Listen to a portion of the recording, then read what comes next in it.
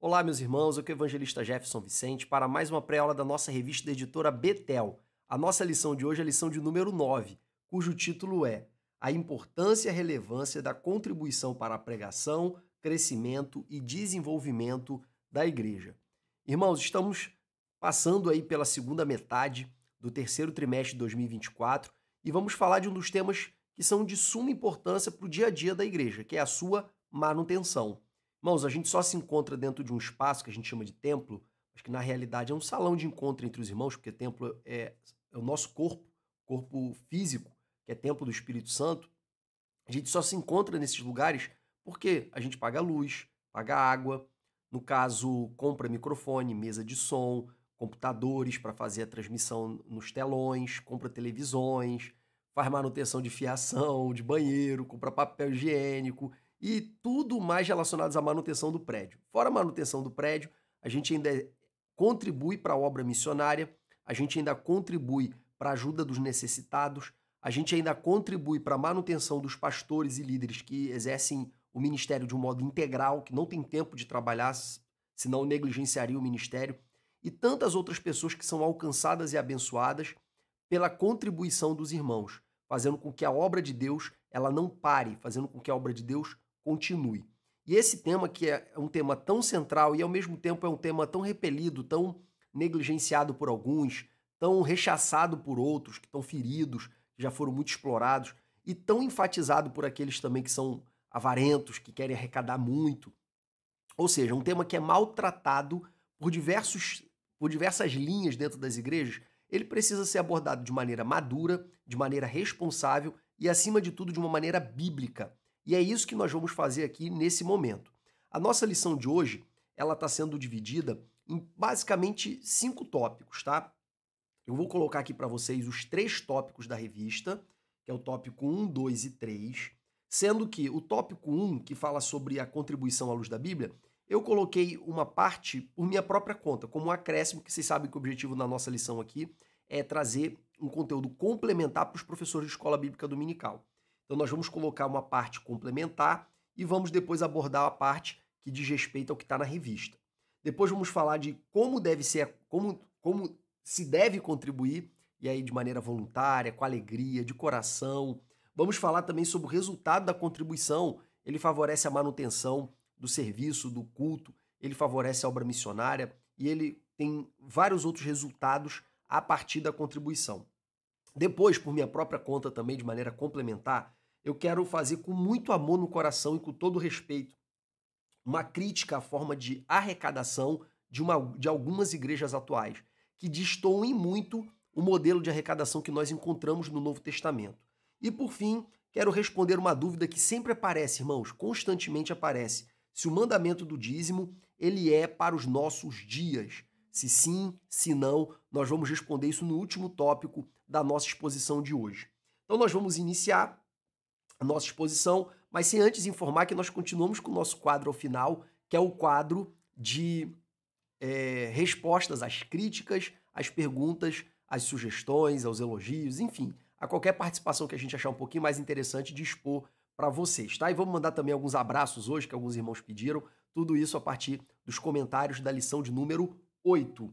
Para finalizar, eu quero informar para os irmãos que nós temos 2 programas de apoio, o Seja Membro e o Apoia-se. A minha ideia inicial era usar somente o Seja Membro, só que aí depois eu descobri que eu não consigo enviar o link para vocês pelo Seja Membro, pelo menos ainda não descobri. Então o que eu vou fazer? Tem 9 irmãos que estão contribuindo pelo Seja Membro do YouTube, no botãozinho aqui de baixo, que está escrito Membro, tá? O que eu vou fazer? Eu vou cancelar o programa Seja Membro, vou colocar o meu telefone disponível para esses 9 irmãos que contribuem pelo Seja Membro, para eles mandarem mensagem para mim, para eu mandar o slide para vocês a partir do WhatsApp, tá bom? Então sintam-se livres, à vontade para me pedir. Eu vou criar um grupozinho e durante as próximas 3 semanas eu vou estar enviando para vocês. No entanto, temos também a maneira de ajudar através do Apoia-se. O Apoia-se é um link que está aqui na descrição do vídeo. Você pode clicar nesse link e se tornar um apoiador do canal. Com 12, 15, 25 ou mais valor mensal, você vai estar ajudando a manter esse canal firme, continuando a sua atividade de compartilhar sementes com os semeadores da palavra, tá bom? Então, se for apoiar, se você ainda não é apoiador e quer começar, comece pelo Apoia-se. Por quê? Porque depois que você se torna membro do Apoia-se, você entrando no link do Apoia-se, você vai encontrar lá uma publicação que tem um link para você baixar os slides, tá? Então, eu prefiro que vocês entrem pelo Apoia-se, tá? Vocês querem ajudar o canal e contribuir para que ele continue realizando esse trabalho. Não se esqueçam também, desde já eu já quero pedir para você curtir esse vídeo, se você gostar dele. Se você não gostar, não precisa curtir, mas se você gostar, estiver enriquecendo a sua vida, não deixe de curtir, não deixe de comentar o seu comentário. Eu leio todos os comentários, tá, meus irmãos? Eu amo receber o comentário de vocês, sem falar que aumenta o engajamento do vídeo e faz o vídeo alcançar outras pessoas. Quem não é inscrito, por favor, se inscreva, você não paga nada, o seu dedo não vai cair, eu te prometo, se você apertar lá no se inscrever e apertar o sininho para receber as novas notificações que nós enviarmos. E por fim, não esqueça de compartilhar também nos grupos de professores de WhatsApp para a gente alcançar uma audiência nova, tá bom, meus irmãos? Então vamos iniciar a nossa exposição de hoje logo após a vinheta.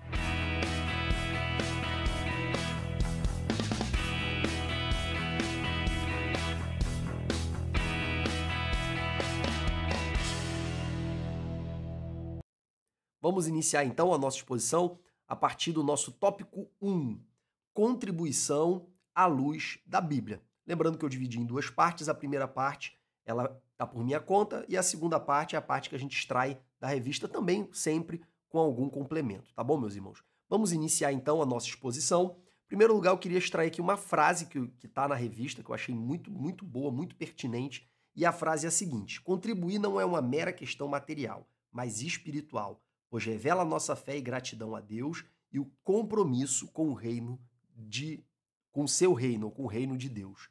Irmãos, essa frase ela é maravilhosa. Parabéns ao autor da nossa revista por iniciar essa lição colocando essa frase, deixando claro que a contribuição financeira não é apenas uma questão material, tá bom? Ela é um fato espiritual, isso vai ficar mais do que comprovado na nossa lição de hoje. Vamos iniciar então relembrando para os irmãos, de maneira muito superficial, muito rápida, as principais ofertas que nós encontramos na Bíblia, os principais atos de contribuição financeira ou de outra, ou em espécie, né? Ou monetária ou em espécie, que eu falo, por exemplo, em gado, ave, enfim, ou em pecúnia ou em espécie, tá? Mas é formas de ofertas que nós encontramos na Bíblia. A primeira de todas elas, e sem dúvida uma das mais importantes, é a oferta de Abel.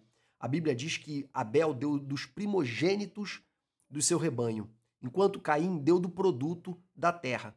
Irmãos, a Bíblia não fala que Caim deu o pior. A Bíblia só fala que ele deu do produto da terra, ele pegou do normal. E Abel deu dos primogênitos, das primícias, do melhor. E a Bíblia fala que Deus atentou para o sacrifício de Abel para Abel e o seu sacrifício, e não atentou para o sacrifício de Caim. Mas se você reparar, Deus não atentou para o sacrifício de Abel em primeiro lugar. Deus atentou para Abel e o seu sacrifício. Isso porque Deus não procura, irmãos, adoração. Deus procura adoradores. Quando Jesus fala para a mulher samaritana, está chegando o tempo e agora em que os verdadeiros adoradores adorarão o Pai em espírito e em verdade, e o Pai procura os tais que assim o adorem. O texto deixa claro que Deus não está procurando adoração. Deus está procurando adoradores. É por isso que Deus primeiro atenta para Abel e para o seu sacrifício. Por que Deus atentou para Abel? Porque Abel tinha um coração de adorador. E o coração de adorador sempre vai buscar dar o melhor para Deus. Então, quando Deus olha para o nosso sacrifício, ele não está vendo o sacrifício como um fato subjetivo. Ele está vendo o sacrifício como algo que decorre do nosso coração. Então, por exemplo, pode ser que alguém dê uma ovelhinha e Deus se apaixone por esse sacrifício. E pode ser que alguém dê 100 ovelhas e isso não faça nem cosquinhas no coração de Deus. Por quê? Porque não é o ato em si de maneira objetiva, mas é o ato como o resultado de um coração de adorador. E Abel tinha esse coração de adorador e por isso ele deu o seu melhor. Independentemente se era muito, se era perfeito, não importa. Importa que era o melhor dele. E a gente vai ver isso se repetindo, esse padrão se repetindo em diversas outras passagens da Bíblia. Depois nós encontramos os sacrifícios dos patriarcas, aonde Abraão chegava, onde Isaac chegava, onde Jacó chegava, eles ofertavam ao Senhor, eles faziam altares e queimavam animais ali em adoração a Deus. Eles sempre estavam oferecendo ofertas para Deus. Nós encontramos também Abraão dando dízimo a Melquisedeque e sendo abençoado por Melquisedeque por causa disso. Nós vemos Jacó também, quando ele está indo para a terra do seu tio Labão, ele promete para Deus que se Deus fosse com ele daria o dízimo de tudo que ele ganhasse como forma de gratidão ao Senhor. Nós encontramos também a oferta para a construção do tabernáculo. Deus fala para Moisés, ó, pede para o povo trazer ouro, prata e tudo que eles tiverem para a construção do tabernáculo. Moisés desafia o povo e o povo traz com tanta alegria, irmãos, que sobra. Teve hora que Moisés mandou parar. Aí você pensa assim, poxa, eu não vou ajudar porque eu estou com dificuldade financeira, porque eu ganho pouco. Irmãos, aquele povo estava no deserto, eles eram escravos no Egito. Eles estavam atravessando um deserto, quer dizer, eles não plantavam, eles não colhiam, eles não tinham um ambiente para que os seus rebanhos crescessem muito. Eles não tinham essa prosperidade toda, e mesmo assim eles deram que sobrou. Moisés teve que mandar parar a doação.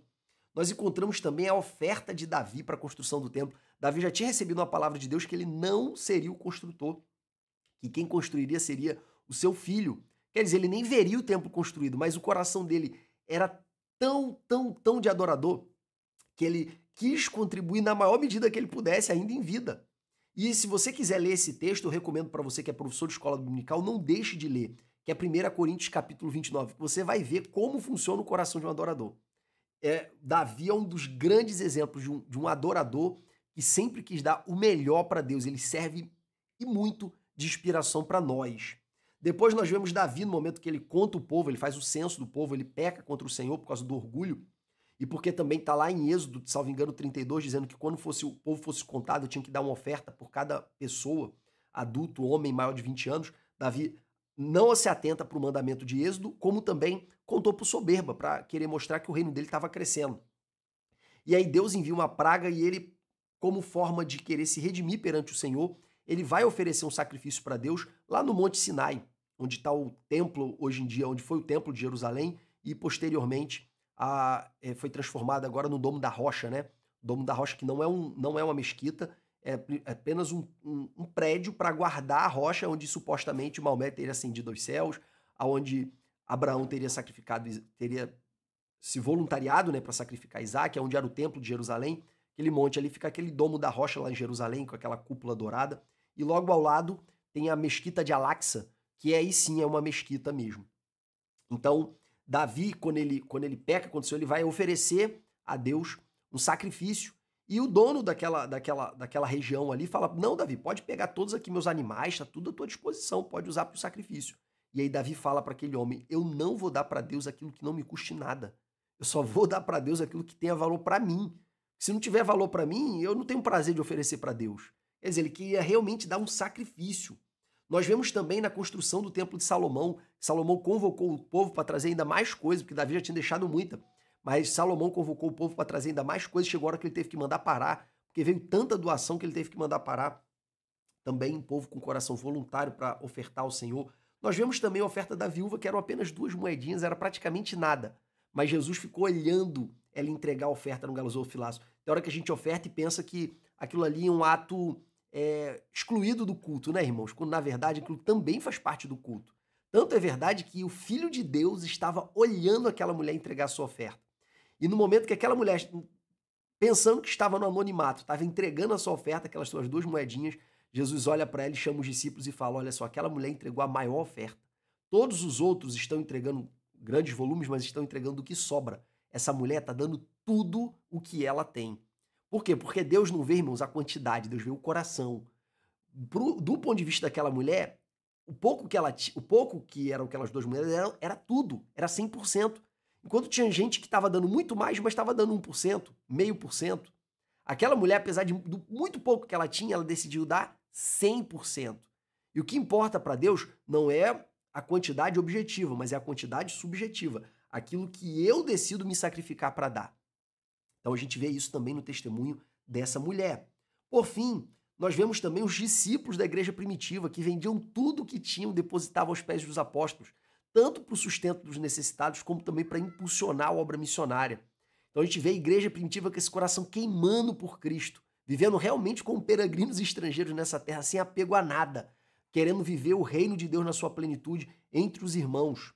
Depois nós vemos também, além desses atos de oferta, que são atos extraordinários, nós vemos também ordens para ofertar. Quer dizer, não é só voluntariedade, as pessoas não ofertavam só por voluntariedade, conforme os exemplos que a gente deu aqui acima. As pessoas também ofertavam porque Deus mandava ofertar. E aí a gente vai dar alguns exemplos. Por exemplo, lá no livro de Levítico, há muito tempo atrás nós estudamos uma revista que tinha como título Levítico, né? Nós estudamos lá, por exemplo, diversos tipos de sacrifícios. Sacrifício de holocausto, sacrifício pelo pecado, sacrifício pela culpa, sacrifício pacífico. E tanto era um sacrifício de animais, que era proporcional à renda das pessoas, podiam ser pombas ou rolinhas, para os muito pobres, podia ser um cordeiro, uma ovelha ali, um carneiro, se fosse uma família de classe média, e também se a pessoa fosse rica, ela tinha que dar um bezerro, já que é um animal maior, né? Já é filhote do boi. Então, os sacrifícios ali variavam também na medida da possibilidade das famílias, mas eram basicamente de 5 espécies os sacrifícios mortos. Além disso, tinha os sacrifícios de comunhão, que eram sacrifícios que eram ofertados através de pães, e também da libação, que era o derramado do vinho ali no altar.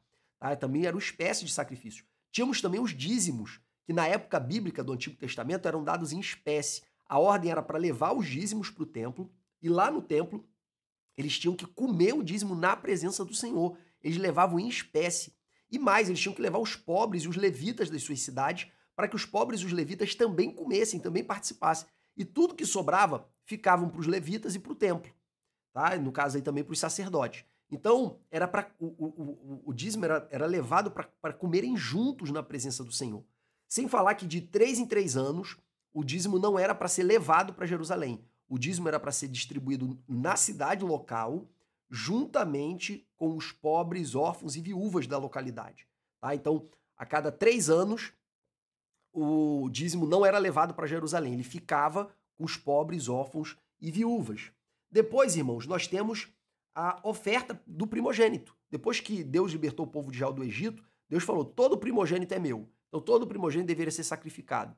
Mas no caso dos seres humanos, não vai sacrificar a criança, né? Então tinha que dar um animal substituindo a criança, um remidor daquela criança. Então, além de sacrificar o animal mais velho, o primogênito, também sacrificava algum animal em substituição ao filho mais velho. Depois nós temos as festas que eram festas de levar as ofertas para o templo.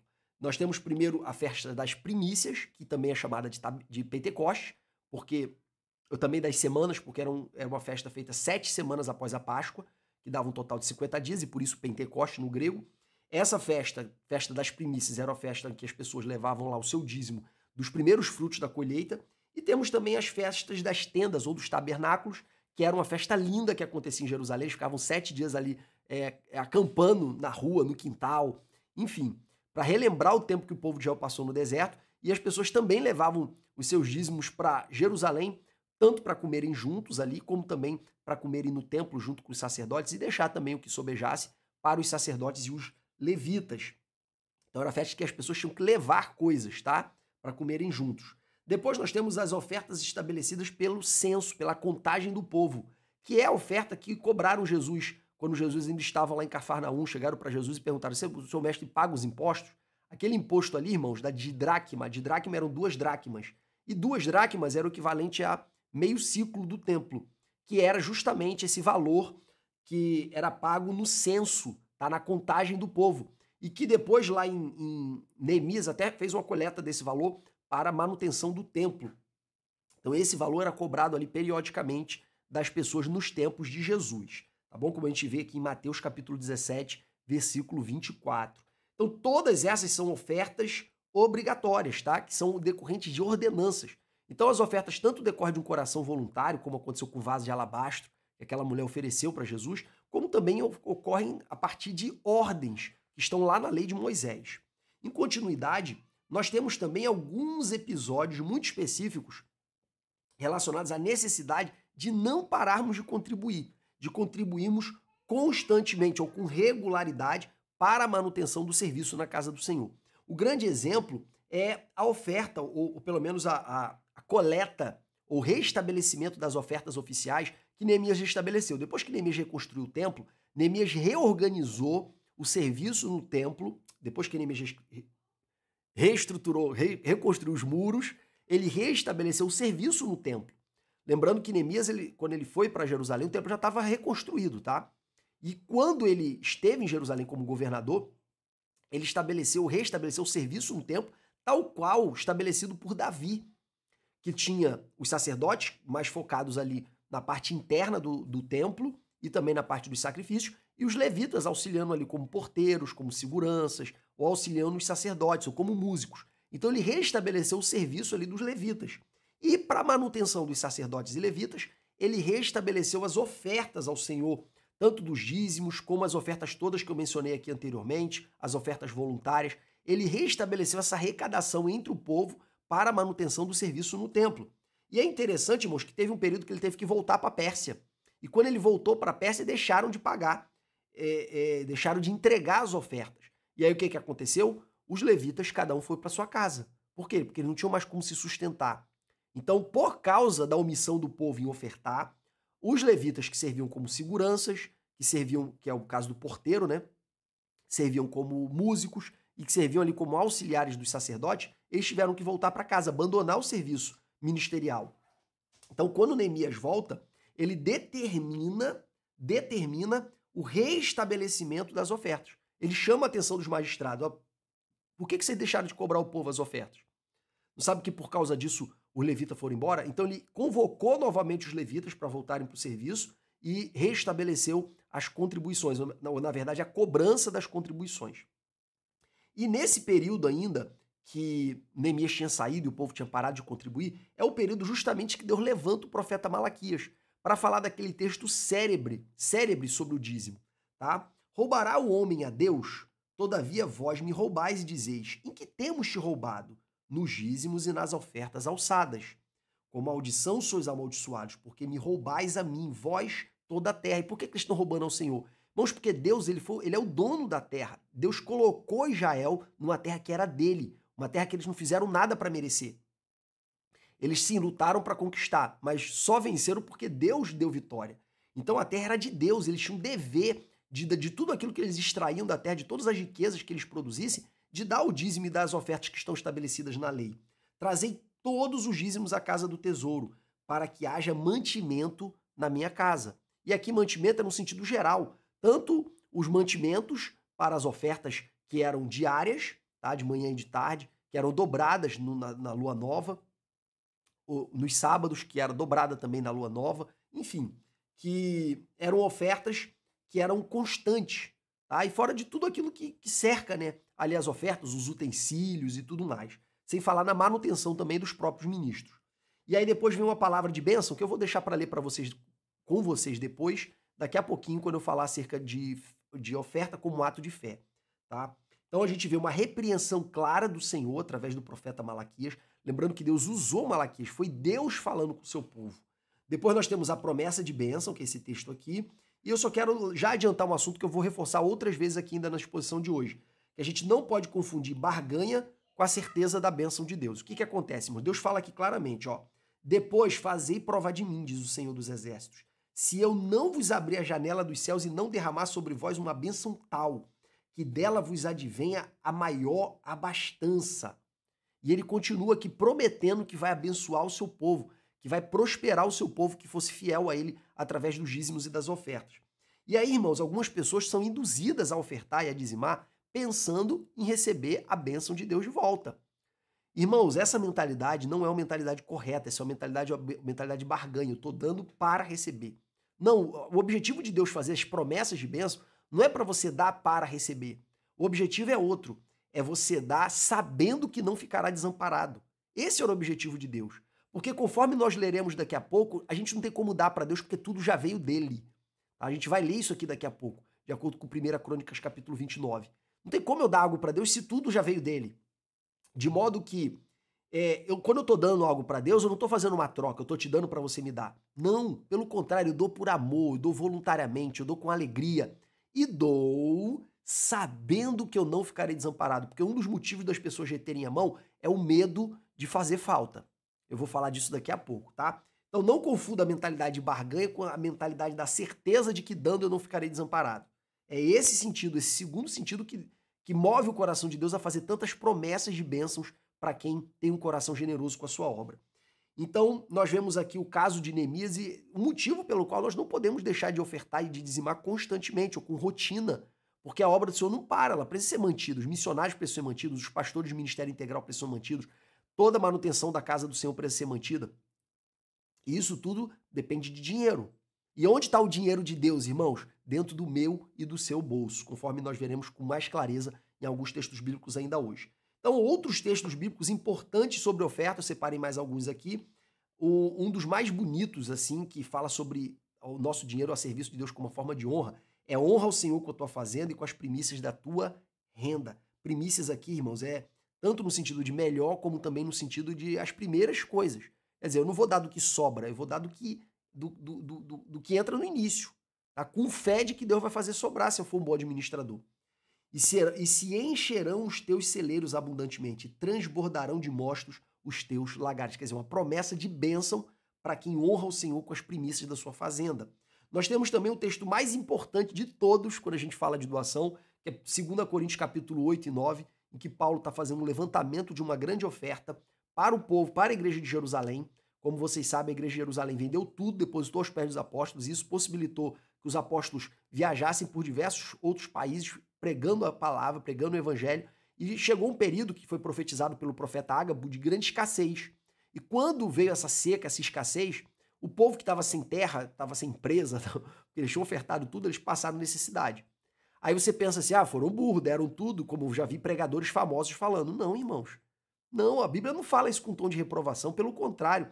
Depois mobilizaram as outras igrejas, recolheram ofertas e abençoaram a igreja de Jerusalém, demonstrando que apesar deles terem feito algo muito radical para Deus, que parecia até insano, Deus não os desamparou. Pelo contrário, Deus moveu o coração da igreja gentílica para abençoar o povo de Israel, conforme a gente vê claramente ali nas palavras de Paulo, 1 Coríntios capítulo 16.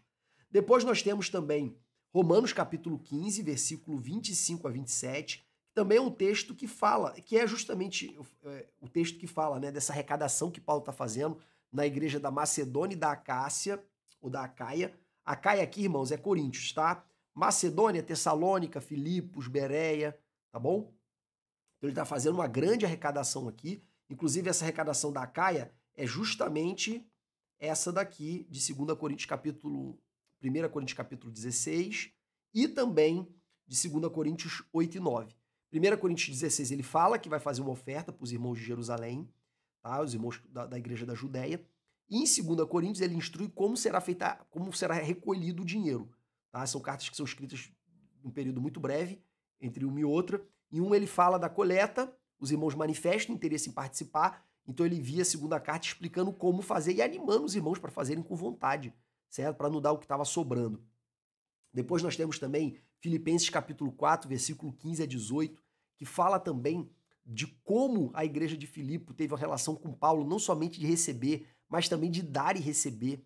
Eles fizeram questão de enviar uma boa oferta para Paulo continuar seu ministério. Logo após, durante a segunda viagem missionária de Paulo, você sabe que Paulo pregou em Tessalônica, estou falando das cidades mais famosas, né? Depois foi para Filipos. Em Filipos ele foi espancado, as autoridades depois pediram para eles saírem da cidade, eles saíram, foram para Bereia, Tessalônica, Bereia e depois Filipos. E aí quando ele pregou em Filipos, de lá ele desceu para o sul da Grécia, para a região ali da Acaia, que é o principal local ali é Corinto. A cidade mais famosa é Atenas, mas a obra em Atenas não prosperou tanto como prosperou em Corinto, tá? E quando ele desceu para pregar ali em Atenas e Corinto, os irmãos de Filipos, a Bíblia fala que, mesmo sendo pobres, mesmo tendo pouca condição, eles enviaram uma oferta para Paulo. E foi uma oferta tão boa que Paulo escreve para eles, mas tenho bastante, tenho recebido e tenho abundância. Cheio estou, depois que recebi de Epafrodito o que da vossa parte me foi enviado. Quer dizer, não precisa mandar mais não, eu tenho o suficiente. Quer dizer, vocês já me mandaram bastante para suprir minhas necessidades aqui, enquanto eu estou aqui em Corinto. Então ele foi abastecido pelos irmãos de Filipos, enquanto ele esteve ali em Corinto. Porque os irmãos não ficaram tão gratos pela pregação do evangelho que eles receberam, que eles decidiram retribuir também essa dádiva que Paulo trouxe para eles, que foi a salvação em Cristo Jesus. Então eles enviaram também ajuda para Paulo, numa relação não apenas de receber, mas também de dar. E Paulo fala, quando ele manda essa carta para agradecer, ele diz, não que eu procuro o fruto das vossas mãos, a fruto do vosso trabalho, mas o fruto que eu procuro é o aumento da vossa conta, é o aumento do vosso galardão.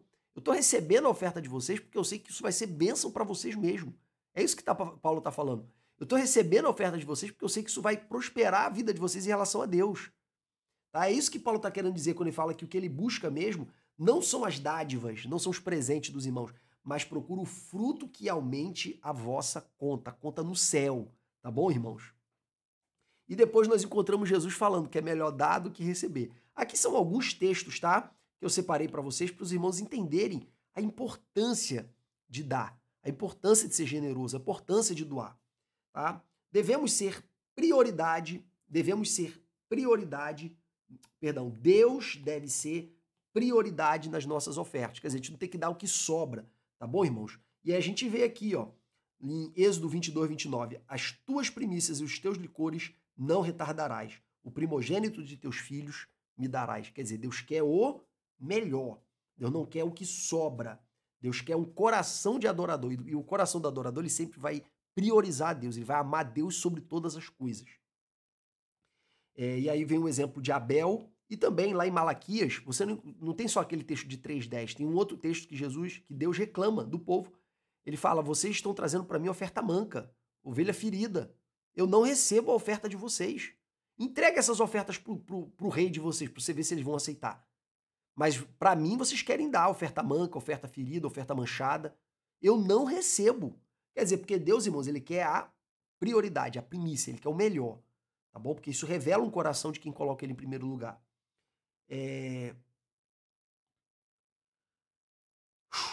Aqui, nesse ponto, falei tão rápido que eu tô até sem fôlego. Nós vemos também alguns exemplos, tá, dentro dessa lógica que Deus deve ser prioridade na nossa vida, de algumas ofertas que foram tiradas, que foram estabelecidas, e que você vê o povo colocando Deus como prioridade, ofertando tanto, mas a ponto de sobrar, tá? Claro, irmãos, que nesse meio do caminho existem aproveitadores. Nós podemos citar, por exemplo, os filhos de Eli, que quando recebiam um cordeiro, eles tinham que cozir o cordeiro, colocar o garfo lá dentro e o que vier, veio. Era assim que era feito o sacrifício ao Senhor. Só que o que eles faziam? Em vez de pegar uma parte do que foi ofertado para Deus, eles queriam selecionar o melhor para eles. Então, quando alguém vinha entregar o animal para sacrifício, eles queriam cortar ali a picanha, queriam cortar ali o contrafilé, queriam cortar ali o filé mignon. Eles queriam separar o melhor para eles e o resto eles queriam dar para Deus. Além disso, eles se prostituíam na casa do Senhor, fizeram todo tipo de barbaridade. E por causa disso, Deus trouxe um terrível juízo sobre a casa de Eli. Eli por ter sido omisso e os filhos por terem praticado essa iniquidade. Então, os filhos de Eli são uma demonstração de que existem aproveitadores na casa do Senhor. Nós vemos também lá em Ezequiel 34, Deus recriminando os pastores que só querem a gordura e a lã das ovelhas. Eles não querem pastorear.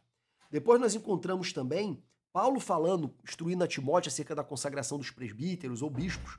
É a mesma coisa, tá, irmão? No Novo Testamento. Presbítero, pastor e bispo são termos sinônimos. Paulo falando para Timóteo que o presbítero ou o bispo ele não pode ser avarento. Pelo contrário, ele tem que ser generoso, liberal. Ele não pode ser avarento. Por quê, irmãos? Porque quem está liderando normalmente vai administrar dinheiro. E se você colocar dinheiro na mão de uma pessoa apegada a dinheiro, você vai ter problema. Você vai ter problema.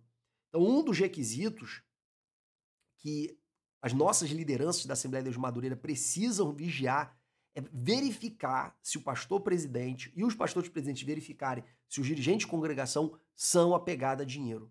Porque se forem, irmãos, eles não podem exercer liderança, administração financeira dentro da igreja. Pessoas apegadas a dinheiro, quando eles lideram, eles escorregam muito facilmente na administração do dinheiro da igreja. Tá? A gente pode estender isso também até para o tesoureiro. Todo mundo que mexe com dinheiro não pode ser avarento, tem que ser uma pessoa desprendida, pessoa que não é viciada em viver uma vida de luxo, de conforto, de ficar trocando de carro todo ano. Tem gente que troca de carro de 3 em 3 meses. Então, irmãos, nós não podemos colocar pessoas avarentas para liderar. Por quê? Porque elas vão liderar, irmãos, administrando esse dinheiro ou desviando, o que é muito grave, é crime, inclusive, ou estabelecendo mecanismos para se apropriar do dinheiro da igreja através de todo tipo de verba indenizatória. Indenização pela gasolina, beleza, pela gasolina vai, aí vai, não, pelo pneu também, pelo óleo. pela correia. E daqui a pouco, pelo aluguel, pelo plano de saúde. Aí daqui a pouco e pela comida. Daqui a pouco o cara está se sustentando com as verbas auxiliares e o salário dele é só para ele viajar. Então, a gente tem que ter esse critério. Não podem ser pessoas avarentas. Tem que ser pessoas desprendidas, modestas. Modestas, como Paulo fala em 1 Coríntios capítulo 6, em 1 Timóteo capítulo 6. Depois, irmãos, nós vemos um outro exemplo de uma pessoa que tinha uma mentalidade aproveitadora, que era Simão o Mago. Ele morava lá em Jerusalém, Filipe prega em Jerusalém, se converte. Quando Pedro e João vão para Samaria, Jerusalém não, Samaria. Quando Pedro e João vão para Samaria, impõem as mãos sobre os cristãos que tinham se convertido e eles recebem o Espírito Santo, Simão fica admiradíssimo. E como ele estava acostumado a ganhar dinheiro fazendo artes mágicas, enganando as pessoas, ele chega para Pedro e oferece dinheiro para receber aquela unção também, porque ele queria fazer aquilo. Por quê, irmãos? Ele via esses poderes como algo, como fonte de riqueza. E aí Pedro amaldiçoa ele para o inferno com essa tua mentalidade de dinheiro. Você está pensando que o evangelho é para ganhar dinheiro? Você está muito equivocado, você não entendeu nada. Você não entendeu nada, tá? Inclusive, por causa de Simão, que durante a Idade Média tinha uma prática da Igreja Católica que a história da igreja chama de simonia, que é a prática de algumas pessoas ricas comprarem cargos de bispos para os seus descendentes. O nome dessa prática é simonia, tá? Inspirada nesse nome aqui, Simão, o mago, que era um homem que ganhava dinheiro iludindo as pessoas ali em Samaria. Então você vê que existem aproveitadores que querem usar o dom para ganhar dinheiro. Paulo fala sobre isso, que nos últimos dias terão homens que acreditarão que a piedade seria causa de ganho. O que é a piedade? A piedade é uma vida religiosa. Que a vida religiosa seria causa de ganho, causa de lucro. Tá? Ele fala isso em 1 Coríntios capítulo 6. Ele fala no sentido recriminatório. Irmãos, nós vamos mostrar aqui, tá aqui, ó, 1 Timóteo capítulo 5:5. Nós vamos mostrar aqui acerca do dever de sustentar as pessoas que se servem ao Senhor em ministério integral. E elas, sim, elas têm que ter uma vida digna. Sim, na medida do possível da igreja, elas têm que ter uma vida confortável. Mas a gente vai colocar aqui alguns critérios, principalmente no tópico 4.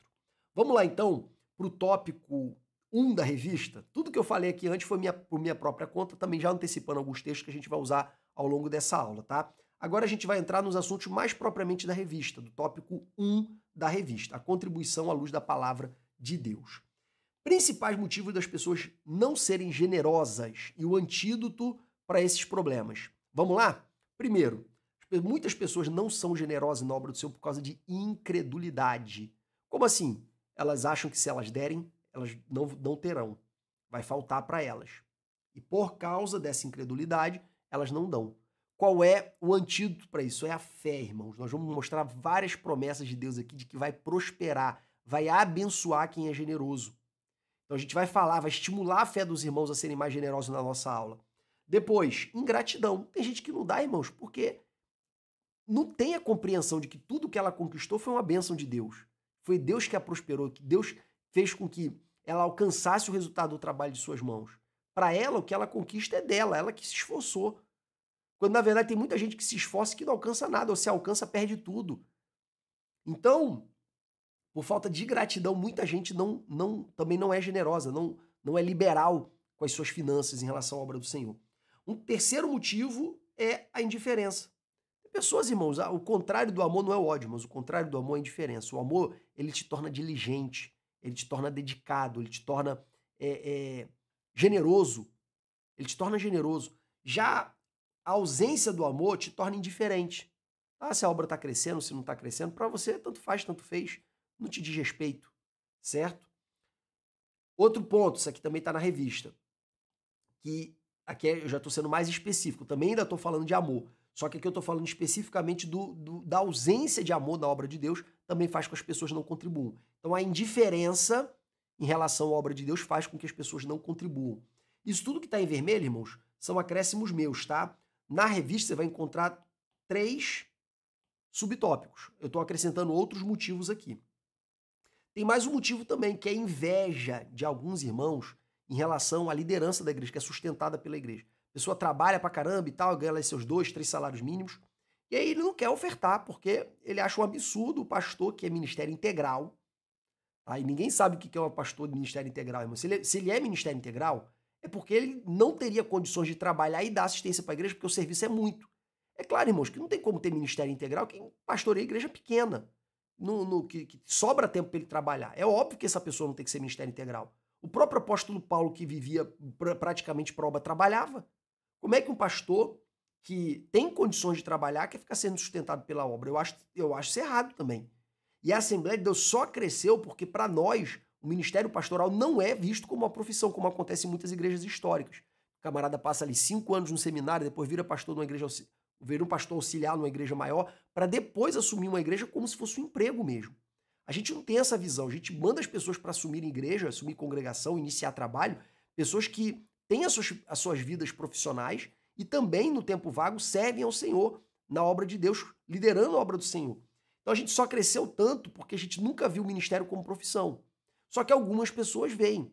Então você tem pregadores, teriam condições de trabalhar, mas quer viver de oferta. Você tem pregadores que foram separados por Deus para viver de oferta mesmo. Por quê? Porque Deus deu unção, Deus deu dons tão extraordinários para essa pessoa que ela tem que rodar o máximo que ela puder para levar a graça de Deus o máximo que ela puder. Você consegue imaginar Elias trabalhando, Eliseu trabalhando? Como é que ele ia se dedicar ao ministério dele? O Espírito Santo levava ele para um canto, levava ele para o outro, vivia escondido. Então, esse estilo de vida de Elias, de Eliseu, era o estilo de vida de ministério integral. Só que tem muitos outros profetas aí que se dizem pregadores itinerantes que teriam condições de trabalhar porque não tem uma agenda lotada e preferem ficar de igreja em igreja, de oferta em oferta. Então, fazem o oposto do que Paulo disse em 2 Tessalonicenses capítulo 3. Então, queridos, nós sabemos que existem pessoas que poderiam trabalhar e não trabalham, mas também sabemos de pessoas que precisam ser ministério integral para servir a Deus full time, que é aquele pastor que tem cerimônia de casamento, ele tá, tem aniversário de membro um pouco maior, convida ele tem que estar, se ele não for também, pô, nenhum pastor não vem nem no meu aniversário. Tem funeral, ele tá, o membro passa mal, tem que levar no hospital. Pô, só quem foi pastor, irmão, sabe, carro de pastor, principalmente cidade do interior, vira ambulância, tá? Tudo é pastor. Eu lembro quando eu pastoreava a congregação, fiz mudança, carreguei peso carreguei peso em 4, 5 viagens com o carrinho, lotando de coisa atrás para levar para as pessoas. Então, dependendo do tamanho, do volume de membros da igreja, não dá para esse pastor ele trabalhar. Ele precisa ser ministério integral, tá? Então, fiquem atentos em relação a isso, irmãos. Existem homens que Deus separou para ser ministério integral. Eu vou falar deles daqui a pouco, tá?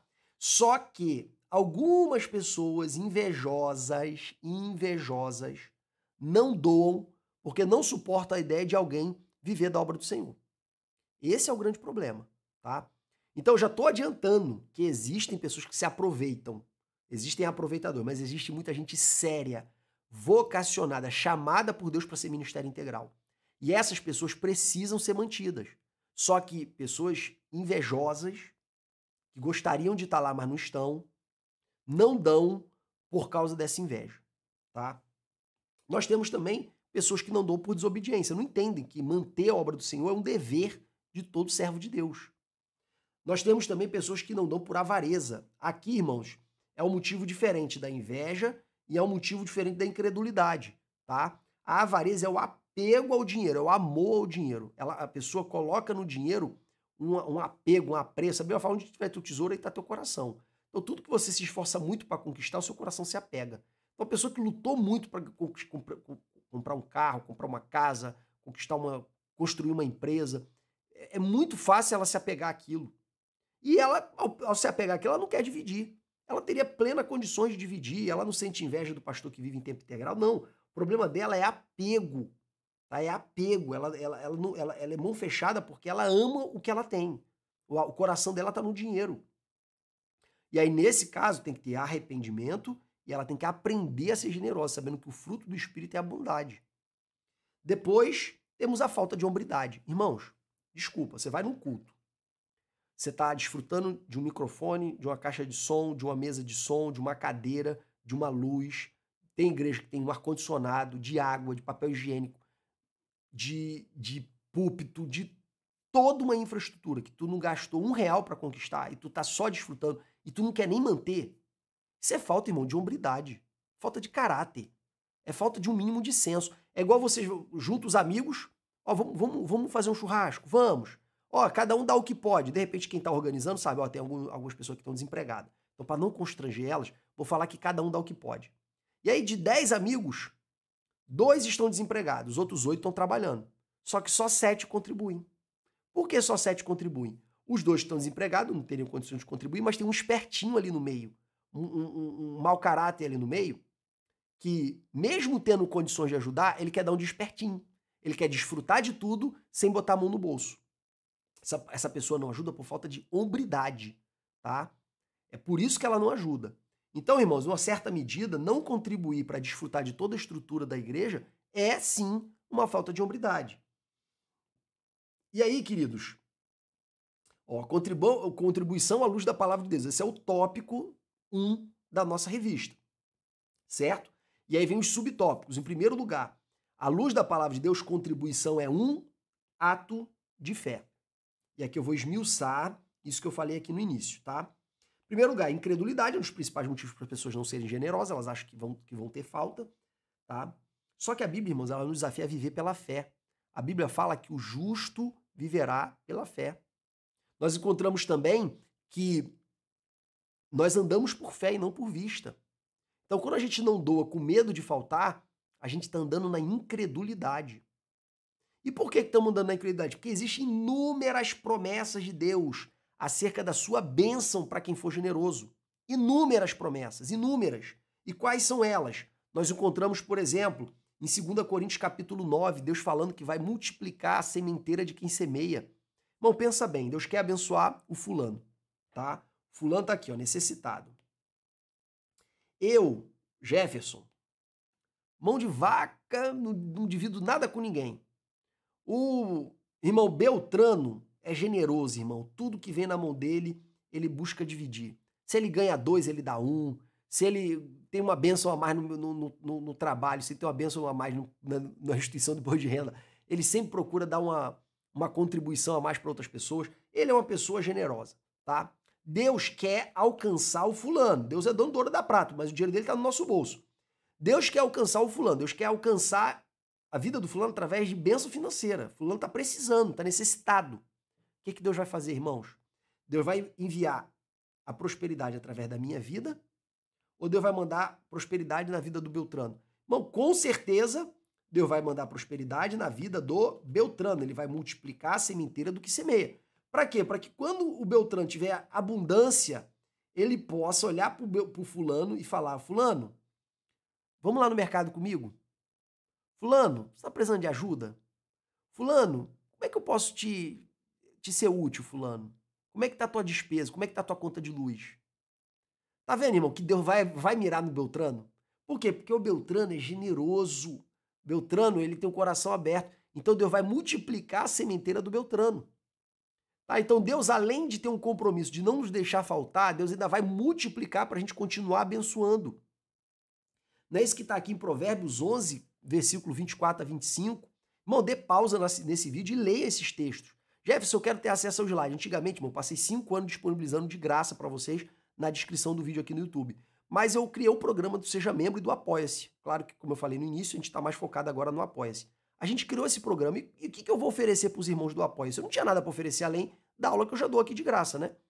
Então eu pensei, vou restringir o acesso ao slide para quem quer abençoar o canal, certo? Não é um pagamento, é um presente, tá? É como se eu estivesse falando assim, ó, eu sou grato por você estar ajudando a manter o canal e por causa disso eu estou disponibilizando slides para vocês.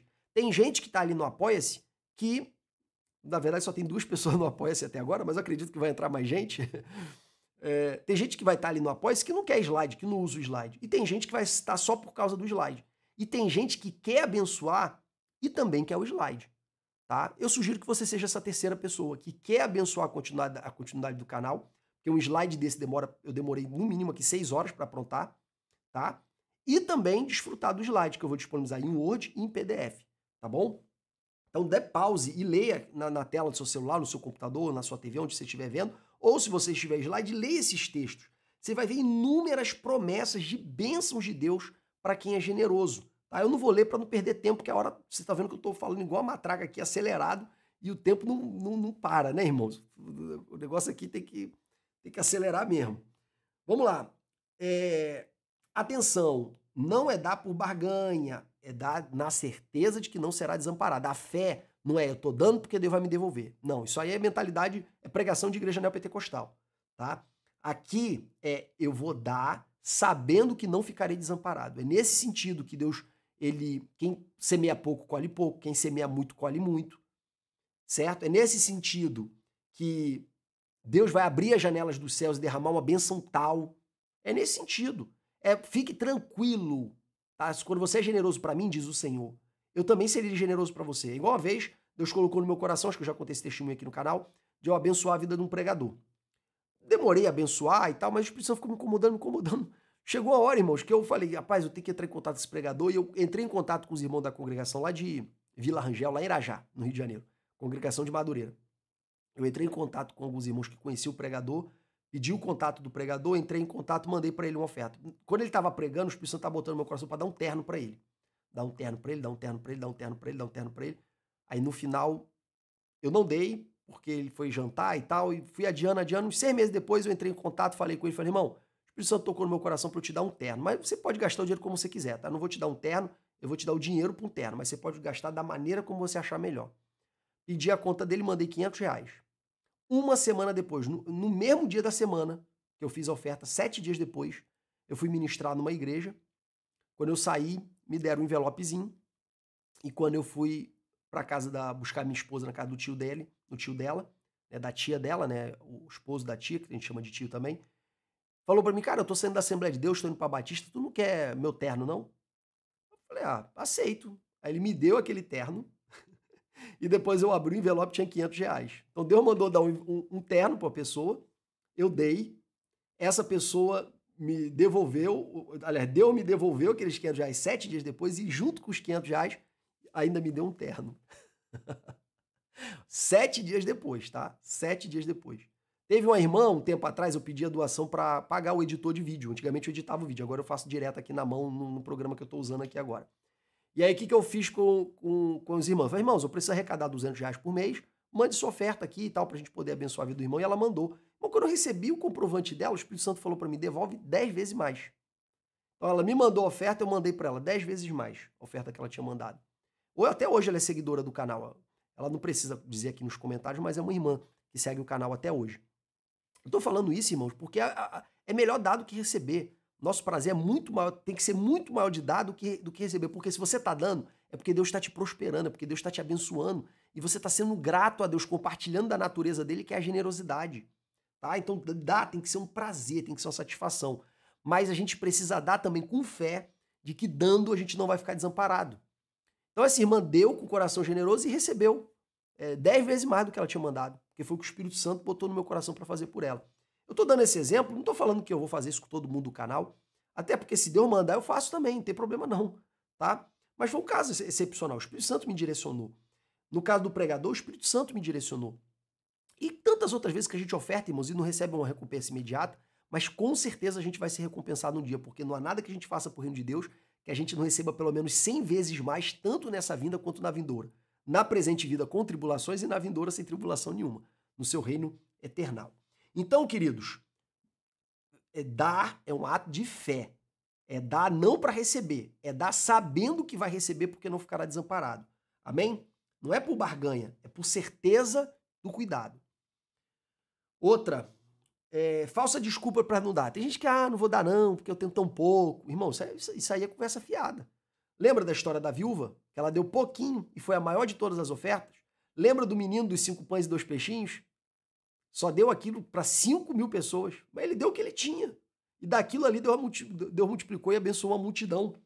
Lembra da igreja de Macedônia? Se você olhar aqui em 1 Coríntios capítulo 8, diz que eles, irmãos, na pobreza, estavam em tribulação, estavam em muita tribulação, tá? Em muita. E mesmo assim eles rogaram, eles pediram para participar dessa graça, porque na visão deles, doar para a igreja de Jerusalém não era uma obrigação, doar para a igreja de Jerusalém era uma satisfação, era ser participante no zelo de Deus para a vida da igreja. E essa era a mentalidade da igreja da Macedônia, eu quero ser participante do que Deus vai fazer na vida do povo de Jerusalém. Certo? Quando eu, às vezes, abençoo algum missionário, abençoo alguém na obra do Senhor, eu penso assim, cara, eu estou sendo participante do que Deus está fazendo na vida desse missionário, ou através desse missionário. porque eu estou colocando ali o meu copinho de água para o profeta poder falar melhor. Então, queridos, a igreja da Macedônia pediu com muitos rogos. Só você ler aqui o texto de 1 Coríntios capítulo 8, ali os primeiros versículos. Eles pediram com muitos rogos ser participante dessa graça, porque na visão deles era uma graça. E é interessante que eles estavam em muita provação, estavam em muita tribulação, e mesmo assim deram não apenas o que podiam, mas além do que podiam. Quer dizer, eu tenho muito pouco, o que eu dou aqui não vai fazer diferença. Irmãos, Deus não quer ver o tamanho, quantidade, Deus quer ver o seu coração, em primeiro lugar. Segundo, quem disse que o teu pouco não vai ter efeito? Olha o que aconteceu com 5 pães e 2 peixinhos, olha o que aconteceu com a igreja da Macedônia, que mesmo estando em muita tribulação, continuou dando. Então, irmãos, isso aqui é exemplo. Olha a igreja de Jerusalém, que vendeu tudo e depositou aos pés dos apóstolos. Tu acha que só tinha rico lá? Tinha pobre lá também. Então a gente precisa ter essa mentalidade, irmãos, de que eu dou, o que importa é o quão generoso é o meu coração, e não a quantidade, objetivamente falando. Por quê? Porque eu não tenho que me preocupar se vai ter efeito, se não vai ter efeito, não. O que importa é o que eu estou dando, é o meu coração, tá? E em segundo lugar, é óbvio que, além do meu coração, Deus pode pegar o meu pouco e multiplicar. Segundo lugar, de acordo com a revista, em terceiro lugar aqui na nossa exposição, a contribuição é um ato de gratidão. Como disse Davi, o que eu vou te dar, Senhor, se tudo veio das tuas mãos? Tudo procede de ti, tudo veio de ti. O que eu posso te dar? Esse aqui é aquele capítulo que eu falei para você ler, para você se encantar com a beleza do coração de um adorador. Certo? Nós vemos também Eclesiastes 5:9 dizendo que o trabalho das nossas mãos, o resultado que a gente conquista é bênção de Deus, resultado da bênção de Deus. Irmão, se tudo que eu tenho vem de Deus, quando eu falo assim, que darei ao Senhor por todos os benefícios que tem me feito? Irmãos, o que eu posso... Eu tenho que estar preocupado, irmãos. Um coração grato, ele fica incomodado de não poder retribuir. Não é um coração legalista. Tem gente que tem que pagar favor porque ele se sente numa dívida moral de pagar aquele favor, não num dever de gratidão, mas no dever de dívida mesmo. Tá? Tem gente que recebe favor, ele tem que devolver o favor porque ele é muito justiceiro. Se ele fizer alguma coisa para alguém e a pessoa não retribuir, ele fica chateado, ele não dá por generosidade.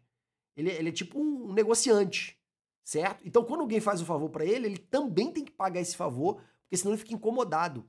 Eu não tô falando disso, eu não tô falando dessa mentalidade retributiva. Eu tô falando de uma mentalidade de gratidão, de generosidade.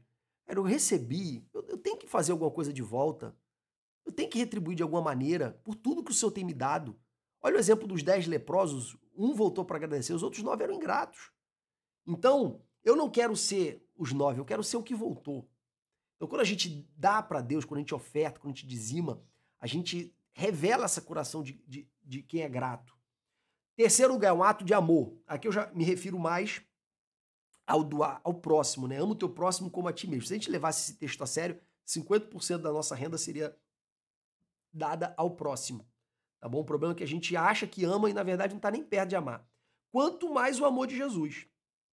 Amem uns aos outros assim como eu nos amei. Jesus se fez pobre por nossa causa, como Paulo disse para a igreja de Corinto. Ele se fez pobre para que a gente fosse rico. Ele deu a sua vida por nós. Ele morreu para que vivêssemos. Então, se a gente amasse como Jesus, aí mesmo que a gente ia se sacrificar pelo nosso próximo. Olha o caso do jovem rico. Quando Jesus falou para ele, irmão, vender tudo que tem, ele falou, vende tudo que tem e deposita aos pés dos apóstolos. Não tinha nem como, né? Jesus ainda estava na terra. Ele falou, vende o que tem e deposita no templo. Não, vende o que tem, dá para os pobres. Aí você terá um galardão no céu e você vem e segue-me. Por quê? Porque se o galardão estiver no céu, seu coração vai estar no céu. Para andar comigo tem que estar com o coração no céu. E esse jovem, o coração dele estava no dinheiro. Ele não podia abrir mão do dinheiro dele. Porque o coração dele estava no dinheiro. E Deus queria que o coração dele estivesse no próximo, em primeiro lugar, e depois no céu. Um tesouro no céu. Depois nós vemos também a história do rico e do Lázaro. Irmão, você reparou nesse texto, nessa parábola, que tem gente que fala que não é parábola, você reparou que esse texto ele é muito interessante porque não diz nenhum pecado do pobre, do rico, melhor dizendo. Diz que tinha um rico, que comida sobrava, e tinha um pobre que estava cheio de chagas no portão dele. O pobre, quando morreu, foi para o seio de Abraão e o rico foi para o Hades, para o inferno. Olha que interessante, irmãos, o texto não fala de pecado do rico. Só que o pecado, irmão, está implícito ali para quem tem mentalidade de reino. Quem não tem mentalidade de reino, pira. Mas o que esse cara fez de errado para ir para o inferno? Quem não tem mentalidade de reino pira, mas já está pressuposto no texto. Que é o quê? Como é que alguém tão rico, que tem de sobra, permite que tenha um mendigo na porta dele, cheio de ferida e morrendo de fome? Então, irmãos, essa injustiça social, ela é também criticada no evangelho. De gente tendo sobrando, esbanjando, enquanto tem gente que não tem nada. E aí, por causa dessa inércia, dessa negligência do rico, ele foi para o inferno. Então, o dever do amor, ele é um dever que quem não cumpre, quem pode fazer o bem e não faz, comete pecado, Paulo falou para os Gálatas. Tá? Temos também, como um ato de amor, os ministros do evangelho, como a igreja de Filipe teve por Paulo. Conforme nós já falamos anteriormente, estamos repetindo um texto aqui. Tá? Depois, nós temos também como ato de amor da igreja da Macedônia, que inclui Filipos, para a igreja de Jerusalém, de 2 Coríntios capítulo 8, conforme eu já disse para vocês, que eles rogaram com muitos rogos a oportunidade de ser participante naquela graça, que era ajudar a igreja de Jerusalém. Tá? Isso aqui é um ato de amor. Isso aqui, irmãos, é um ato de amor. Isso aqui é um ato de amor. Olha o que João diz. Você tendo recursos materiais, vendo o irmão necessitado, não se compadecer dele, como pode permanecer o amor de Deus no teu coração? Tá entendendo? É falta de amor. Não ajudar é falta de amor. Então, ofertar, aqui eu estou incluindo oferta para o templo e para as pessoas, tá? Quando a gente pensa em oferta, pense no sentido global, em ajudar o próximo também. É um ato de amor também para com a obra de Deus. Lembra da oferta para a construção do tabernáculo? Lembra da oferta para a construção do templo? Lembra da oferta dos irmãos da igreja primitiva que sustentava os apóstolos, dava a possibilidade de viajarem para outros lugares e viverem em tempo integral para o reino? Tudo isso é amor à obra. Sem falar em missões, né? Contribuições que também favorecem a obra missionária, porque as nossas igrejas enviam missionários e sustentam esses missionários. Mais um ponto, tá? Contribuir é um ato de valorização das pessoas que exercem o ministério integral. E aqui, irmãos, eu não vou ler com vocês, mas existem inúmeros textos bíblicos mandando sustentar alguns irmãos para eles se dedicarem exclusivamente à obra do Senhor. Mandando sustentar. Leiam esses textos, tá? Mandando sustentar. Ah, Jesus, mas tem muito aproveitador. Irmão, foca na ordem de Deus para tua vida. O aproveitador, ele vai dar conta da esperteza dele naquele grande dia. Dá conta de fazer a tua parte. Tu fica se apegando com um espertalhão ou outro para ser omisso e no final das contas você vai ser cobrado pela tua omissão. Leia a quantidade de texto falando daqueles que devem viver da obra, devem ser sustentados pela obra. Para você parar de sentir inveja, você que é invejoso, tá? Daqueles que são sustentados pela obra. A relação de Paulo com... Aí aqui, ó, dentro dessa ideia de um ato de valorização das pessoas que exercem o ministério integral, um exemplo disso é a relação de Paulo com a igreja de Filipos. Mas, por outro lado, Paulo também tinha relação com a igreja de Corinto. Só que ele diz para a igreja de Corinto, não recebi, vocês acham que eu não sou apóstolo? Só porque eu não quis receber nada na mão de vocês, mas a minha preocupação de vocês era não causar dano nenhum ao evangelho. Por quê? Paulo sabia que aquela igreja era avarenta. Paulo sabia que aquela igreja era avarenta. Então, se Paulo começa a pregar para eles e se permite ser sustentado por eles, aquelas pessoas iam resistir ao evangelho, porque eles resistem a todos aqueles que vivem do evangelho, porque eles são avarentos. Então, Paulo, antecipando essa mentalidade deles, não pediu um centavo. E Paulo ainda diz mais para eles, e todo mundo que eu enviei para vocês, isso é 2 Coríntios capítulo 12, todo mundo que eu enviei para vocês, todos andaram como eu andei, ninguém pegou nada de vocês. E por que Paulo fez isso? Para não causar dano ao evangelho, porque Paulo sabia que eles eram avarentos. Olha que coisa extraordinária. E irmãos, diante dos meus líderes, eu quero ser a igreja de Filipe ou eu quero ser a igreja de Corinto? Eu quero ser a igreja de Filipe, que tem uma relação de dar e receber, que tem o prazer de ver o líder vivendo confortavelmente, de maneira digna, ou quero ser como a igreja de Corinto, que se eu der alguma coisa, depois eu vou parar de ouvir a pregação dele, depois eu não vou querer mais obedecer às decisões dele, eu não vou querer obedecer mais às ordens do meu líder, porque eu estou ajudando a sustentar ele. A esses, o Paulo nem recebia oferta, sabendo que eles pensavam assim. Que crente eu quero ser? O de Filipe, ou o filipense, ou o coríntio? Qual crente eu quero ser perante os meus líderes? Depois, aí eu coloquei aqui, eu, Jefferson, quero ser visto como crente de Filipe. Eu quero mais é que os meus líderes vivam de maneira digna e, na medida do possível, de maneira confortável. Jefferson, mas tem um monte de gente aí vivendo no luxo. Eu vou criticar isso no tópico 4, fique tranquilo. tá? Mas eu não estou falando da exceção, eu estou falando da regra. A grande maioria ganha o suficiente para ver de maneira digna. Aliás, até menos do que isso, tá bom? Então eu não vou me apegar a meia dúzia de gente que ganha muito. Eu vou me apegar à maioria, tá? Que vive dignamente ou recebe a oferta da igreja, uma parte da oferta, para viver dignamente. Depois, contribuir também é um ato de obediência. Eu mostrei lá no Antigo Testamento a quantidade de texto que manda contribuir, não falei? Eu não mostrei, irmãos? Aí vem os textos também que falam que nós somos mordomos do Senhor. Quer dizer, o dinheiro do Senhor, irmão, está nas nossas mãos. Tá? O dinheiro de Deus está nas mãos do seu povo. Depois nós temos os textos também que falam que dão ordens para nós cuidarmos dos necessitados. Os textos que dão ordens para nós sustentarmos os nossos líderes. Então, ofertar, dizimar, abençoar, irmãos, não é apenas algo que deve ser feito com alegria, de maneira voluntária, de maneira prazerosa. Se não tiver alegria, não tiver prazer, não tiver voluntariedade, que tenha pelo menos obediência. Infelizmente, que tenha pelo menos obediência, porque é ordem. Próximo ponto. Para quem é avarento, arrependimento e generosidade como solução para a avareza. Primeiro, arrependimento, porque é pecado, é idolatria. Segundo, treine o teu coração na generosidade. Inclusive, o fruto do Espírito é a bondade. Então, a Bíblia fala para a gente, quem for repartir, que reparta com liberalidade, quer dizer, não retenha. Outra coisa, o fruto do Espírito é a bondade, eu já disse para vocês. E vamos lembrar dos exemplos de Dorcas e Cornélio, né? Cornélio foi o primeiro gentio a ser batizado com o Espírito Santo. E é interessante que o anjo fala para Cornélio é: Cornélio, Deus tem visto as tuas esmolas. No caso de Dorcas, ela foi ressuscitada, sabe por quê? Porque as pessoas vieram chorando para Pedro, mostrando as roupas que ela fazia, falando dos atos de caridade de Dorcas. Isso move o coração de Pedro e Pedro vai lá orar por ela para Deus ressuscitá-la. Então você vê, irmãos, que tudo que a gente faz, a nossa generosidade não cai no esquecimento, pelo contrário. Então, precisamos nos arrepender e ter o coração de Cornélio, precisamos nos arrepender e ter um coração de Dorcas, um coração generoso. E por fim, é um ato de hombridade. Eu já falei sobre a hombridade agora há pouco atrás, tá? Vamos continuar.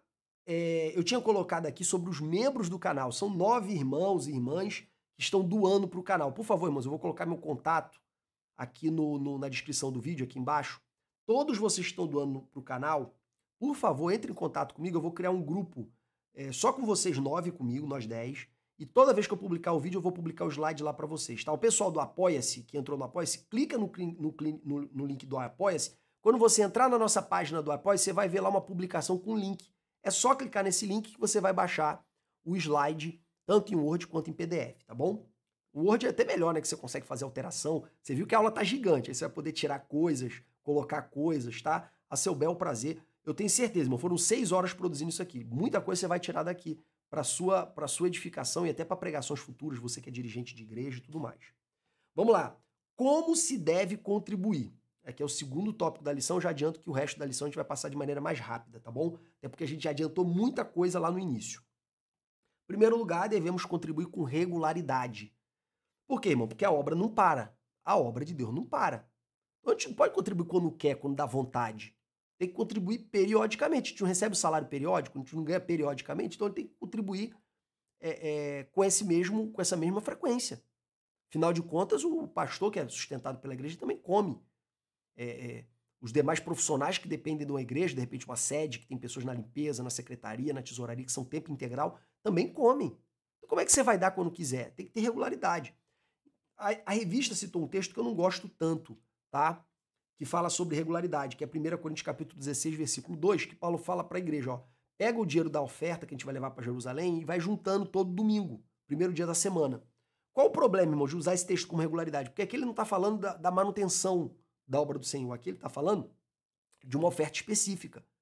Ele só está falando para juntar semanalmente por uma questão de organização. Então não é o melhor texto, porque depois do envio da oferta, aquela oferta ali ia acabar, tá? Os melhores textos para a gente falar sobre regularidade é justamente aquele texto de Neemias, que o povo parou de ofertar e a obra parou. Certo? O serviço no templo acabou, os levitas foram embora. Então a adoração, o louvor no templo acabou. Ficou só ali o basicão ali com os sacerdotes na hora do sacrifício. Então, eu acho que o texto até melhor para falar sobre regularidade é aquele de Neemias. Tá? Depois, segundo subtópico ali do tópico 2 da revista, devemos contribuir proporcionalmente à nossa renda. E aí, irmãos, os textos aqui são abundantes. Eu não vou ler com vocês, mas eles são claros, tá? Para a gente dar conforme nós temos, ou seja, de maneira proporcional, tá? Na medida do que nós temos. Terceiro lugar, devemos contribuir com alegria. E aí, irmãos, 1 Coríntios capítulo 9 é batata. Deus ama quem dá com alegria. Ele fala para a gente dar com alegria e não por pesar ou como por obrigação, tá? Porque Deus ama quem dá com alegria. Eu peguei esse texto aqui da NVI porque ele é até um pouco mais claro. Tá? Então a gente não tem que dar com pesar nem com obrigação, a gente tem que ter prazer. Ô, coisa boa, irmãos. Eu lancei um curso, teve uma boa venda e deu um dízimo razoável, porque eu deixo acumular e depois saco. Então quando eu fiz o saque, deu um valor razoável. E aí eu peguei aquela oferta generosa, fui lá na igreja, passei o cartão. Irmão, que prazer, que alegria. Porque, irmãos, eu só estava dando porque Deus me prosperou para eu dar. Eu só estava abençoando a obra do Senhor porque Deus me prosperou para abençoar a obra do Senhor. Que satisfação de poder abençoar. Então, queridos, tem esse prazer. Deus ama quem dá com alegria, porque sabe que não está dando só para o homem, está dando para Deus em primeiro lugar. Depois, quero só relembrar a visão da igreja da Macedônia, que participar da doação para a igreja de Jerusalém não era uma obrigação, pelo contrário, era uma graça. Era uma graça, tá? Eles entendiam como uma oportunidade de participar do que Deus estava fazendo pelaquela igreja, que foi tão útil ao evangelho. Depois, nós temos aqui também, eu coloquei aqui, na verdade, tudo na vida cristã deve ser feito com alegria. Não somente isso. Isso aqui está num comentário, tá? Lá da própria revista, que tudo tem que ser feito com alegria. Alegrei-me quando me disseram, vamos à casa do Senhor. Também está lá no Salmo 1. Bem-aventurado o homem que não anda segundo o conselho dos ímpios, não se detém no caminho dos pecadores, nem se assenta na roda dos escarnecedores. Antes tem o seu prazer, a sua alegria na lei do Senhor, e nela medita de dia e de noite. Então a gente tem que meditar na palavra do Senhor com prazer, com alegria, servir com alegria, exercitar a misericórdia com alegria. Tudo que a gente faz para Deus, a gente tem que fazer com alegria. E se não está tendo alegria, irmãos, é porque a gente perdeu o alvo. E a gente tem que voltar ao primeiro amor. Porque adorar a Deus não é obrigação, orar não tem que ser uma obrigação, ofertar não tem que ser obrigação, tem que ser uma satisfação. Eu não faço porque eu devo, eu faço porque eu posso. Para mim é um privilégio. A mesma mentalidade da igreja de Filipos. Depois, devemos contribuir também com generosidade. Isso aqui está por minha conta, era para estar em vermelho, tá? O que é generosidade? Aqui eu estou falando de volume, estou falando de quantidade. É proporcional, irmão, com a abundância, tá? Sempre que a gente puder, larga aquela oferta de R$2, você que pode dar 5. Larga aquela oferta de 5, você que pode dar 10. Tá? Em nome de Jesus. Tenha prazer de dar com um certo volume. Tenha prazer. Como a gente vê em 1 Coríntios, Romanos capítulo 12, versículo 8. Se o teu ministério é contribuir, contribua generosamente. Generosamente não é dar pouquinho, é dar com fartura, dentro da tua possibilidade. E por fim, doar de coração e não por obrigação. E aqui vai uma dica, tá? Tem muito arrancador de oferta hoje em dia no nosso meio. Pregadores que vêm de fora e arrancam até as calças da igreja, se o pastor deixar. Tá? Mas são bons para arrancar oferta, irmão, mas são bons para arrancar oferta e fazem envelope, e fazem pedido, e tiram 2, 3 ofertas no mesmo culto. Mas o povinho bom para arrancar dinheiro. Mas já tô dando direto uma dica para você, meu irmão, não se deixe enganar. Tá? Se você não sentiu no seu coração, não dê. Não se deixe ser emocionado pelo discurso do pregador. Tá? Dê se você sentir no seu coração de maneira espontânea. Não se deixe ser iludido, porque a maioria desses homens aí são fraudadores da fé, enganadores. Tá? Então, deixa Deus falar no seu coração. Não se baseia porque eles estão falando, não. Resultado da contribuição. Vamos lá. Primeiro, esse aqui é o tópico 3 da revista. A contribuição é para a manutenção da obra de Deus. Já falei à vontade sobre isso, né? Só uma crítica aqui, tá, irmãos? Tem muita igreja, irmão, que arruma um monte de despesa desnecessária, misericórdia, arruma um monte de dívida, compra um monte de terreno, faz um monte de obra, administração pródiga, faz um monte de congresso para chamar pregador de fora caro, para chamar cantor caro, para se envolver em todo tipo de evento caro que sobrecarrega as ovelhas, sobrecarrega o povo, tá? Aí esse caso aí, irmãos, a gente não tá trabalhando para manter a obra de Deus, porque a obra de Deus não precisa desse dinheiro todo. A gente está trabalhando para alimentar uma estrutura religiosa pesada. Então a crítica aqui vai para os pastores. Não criem estruturas religiosas pesadas para os seus membros. Ah, não, os irmãos querem chamar o cantor tal, a igreja é próspera, é rica, vai trazer sem dificuldade. Amém. Agora, a igreja é pobre, tem dificuldade, não tem dinheiro para nada e vai trazer cantor caro? Pelo amor de Deus, irmãos. Pelo amor de Deus, tá? Segundo lugar, a nossa contribuição financeira honra o Senhor, honra a Deus. Paulo fala sobre isso para a igreja de Corinto, irmãos. Ele fala lá para a igreja de Corinto, ó, essa oferta que vocês mandaram para mim, na verdade, ela é oferta de aroma suave, como sacrifício aceitável a Deus. Porque Paulo sabia o que ele estava fazendo, ele estava fazendo a obra de Deus. Então toda oferta para ele, que ajudava ele a continuar fazendo a obra de Deus, era uma oferta para Deus. Como também quem levava o dízimo para o templo estava dando para Deus. Como também quem levava a oferta pacífica pela culpa, pela iniquidade, enfim, pela comunhão. Quem levava as suas ofertas para o templo, irmão, o sacerdote comia. A casa do sacerdote comia. O levita comia. A casa do levita comia. Mas o destinatário final era Deus. Da mesma forma são as nossas ofertas hoje. Então as ofertas, podemos ver que elas são para Deus também quando a gente dá para o próximo. Jesus fala, tive fome e me deste de comer, tive sede e me deste de beber, tive nu e me vestiste. Então quando a gente faz pelo necessitado, irmão, a gente está fazendo pelo próprio Jesus. Quando a gente oferta na vida dos homens de Deus, a gente está fazendo pelo próprio Jesus, pelo próprio Deus. Então a Bíblia é muito clara nesse sentido. Tá? A gente está honrando a Deus, a gente não está honrando só o homem. E próximo, redundam em ações de graças ao Senhor. E aí o texto aqui é lindo também de 1 Coríntios capítulo 9, 2 Coríntios capítulo 9. Paulo fala que quando a gente doa, a gente ajuda, além das pessoas darem graças por causa da obra que Deus está fazendo na nossa vida, nos tornando generosos, elas também dão graças porque essa oferta é resposta da oração delas. Então elas redundam em muitas graças e muito louvor a Deus. Imagina, tu tá ali necessitado de uma comida, botar o arroz e feijão para as crianças, não tem nada em casa. Daqui a pouco chega um carro de compra lotado e vai descarregando. Imagina, irmão, como é que não vai ser tua adoração, teu louvor ao nome do Senhor. Só que a igreja aqui de Jerusalém era tão madura que ela adorava a Deus pela resposta e também adorava a Deus pela obra que Deus estava fazendo no coração das pessoas generosas que doaram. Eles eram armados, eles estão em outro nível, né, irmãos? A gente precisa alcançar esse level também, né? Então, além de ser uma honra para Deus, também redunda em ações de graças ao nome do Senhor. E, por fim, a contribuição resulta em abundantes bênçãos. E nós já vimos isso em Malaquias 3, já vimos isso no próprio 2 Coríntios capítulo 9, já vimos isso em Provérbios, em tantos outros textos que mostram como nós somos abençoados quando nós doamos. Vamos agora para o tópico que é crítica à forma de arrecadação de algumas igrejas atuais. Irmãos, agora que vocês já viram de que lado eu estou, eu não estou do lado aqui dos detratores da igreja, dos avarentos, dos invejosos, pelo contrário, eu estou do lado aqui das pessoas que têm compromisso com a obra do Senhor em tudo, inclusive com as suas finanças. Agora eu quero criticar em amor algumas práticas das nossas igrejas relacionadas a dinheiro.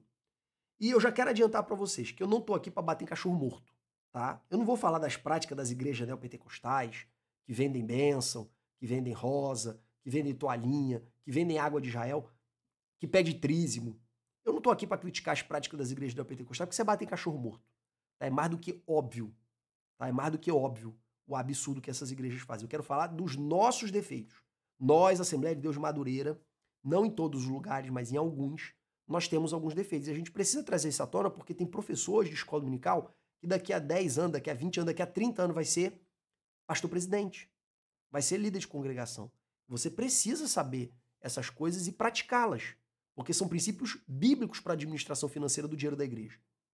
Vamos lá. Primeira crítica, falta de transparência.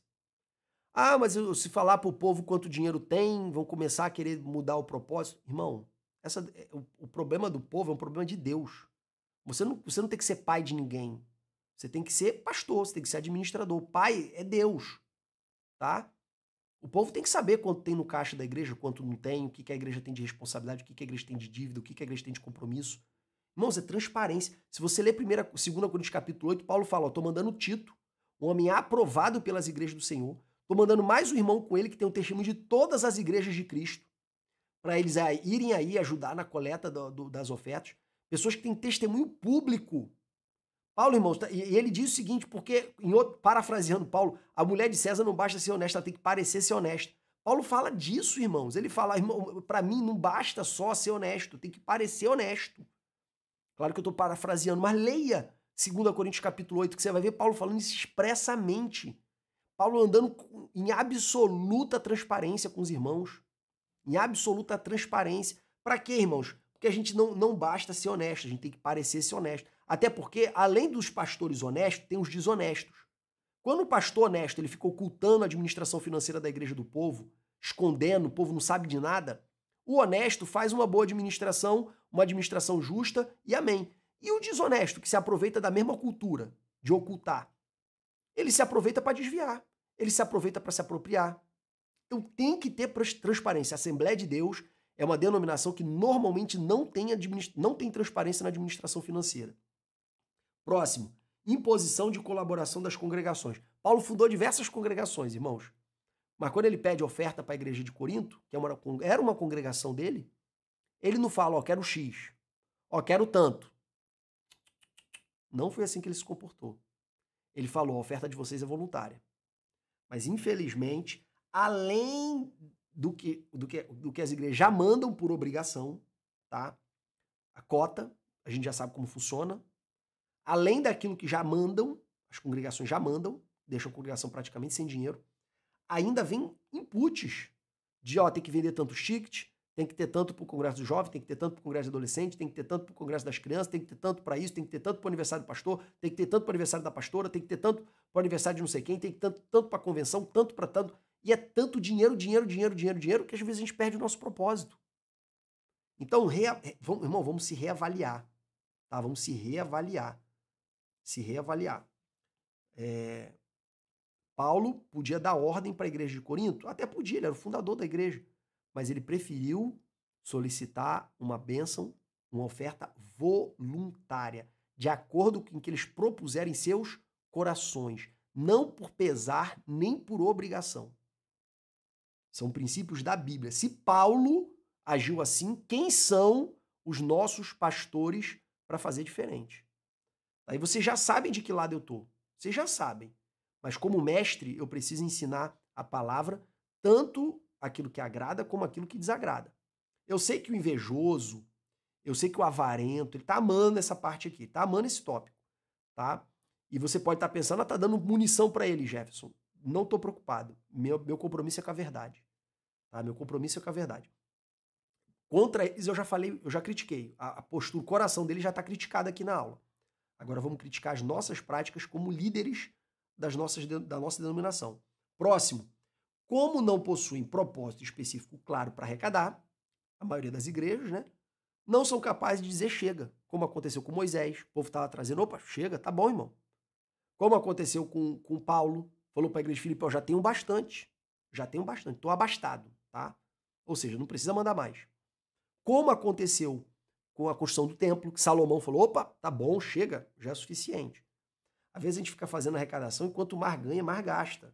Tem pastor que não sabe administrar, não sabe fazer uma poupança. Tem pastor que não sabe fazer uma poupança. A igreja dele tá sempre ali, ou zerado ou no vermelho. Que isso, irmão? Irmão, tem que ter propósito. Ah, irmão, precisamos comprar tal coisa, custa X. Vamos fazer aqui uma campanha pra gente alcançar o X? Quem pode doar aí algum valor e tal? Vamos fazer aqui para... Ô, irmão, já trouxe? Não precisa mais não, tá? Já alcançamos o valor.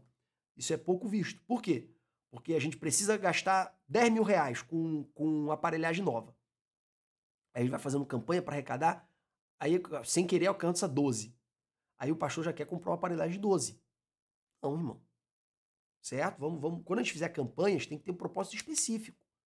Não pode ficar, vamos arrecadar o máximo que a gente puder. Porque aí a gente não passa a visão bíblica para o povo. A gente está arrecadando para um propósito específico. Eu estou falando aqui de campanhas, tá, irmãos? Nesse momento aqui agora, específico. Nesse item aqui eu estou falando de campanhas. Próximo. Essa aqui vai doer em alguns pouquíssimos, tá? Porque a grande maioria está longe disso aqui. São alguns salários exorbitantes de alguns pastores. Vamos lá. Primeiro, a grande maioria dos pastores pagam para pastorear. Pago, irmão. Quem já pastoreou congregação aqui, porque quando a gente fala de Madureira, a gente está falando de 99,99% são congregações. Ou são sedes em município pequeno, também tem arrecadação baixa. Boa parte dos pastores praticamente paga para ser pastor. A igreja não sustenta ele. Porque às vezes até a prebenda que ele ganha, ele bota na forma de combustível e de tantas outras coisas que ele precisa gastar para fazer a obra de Deus. Então a grande maioria dos pastores, ao contrário do que o mundo pensa, paga para ser pastor. Uma outra parte, um pouco menor, é sustentada pela igreja para viver dignamente. Tá? Recebe o mínimo ali para viver de maneira digna. Mas tem uma pequeníssima fração que recebe salários exorbitantes, por que não dizer imorais, tá? E aí, são imorais exorbitantes em relação ao quê, irmãos? Em relação, principalmente, ao padrão de vida dos irmãos da igreja que a gente preside. Irmão, eu penso o seguinte, se uma igreja é Ipanema, o pastor tem que ter condições de morar em Ipanema. Se a igreja é no Leblon, o pastor tem que ter condições de morar no Leblon. Porque, proporcionalmente, o dízimo dos irmãos vai ser muito alto, então ele tem que ter condições de morar no Leblon. Ele tem que ter condições de ter o padrão de vida da média dos irmãos da igreja dele. Agora, irmão, se a igreja é na favela, ou se a maioria das congregações são em favela, recebe dízimo e oferta de aposentado, de pessoa que ganha loas, de pessoa assalariada, ganha 2, 3 salários no máximo.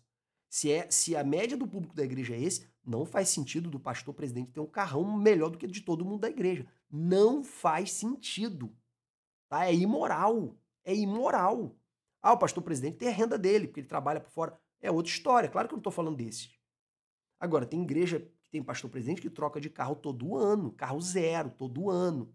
Recebe salários assim, num nível absurdo se comparado com a média dos membros da sua igreja.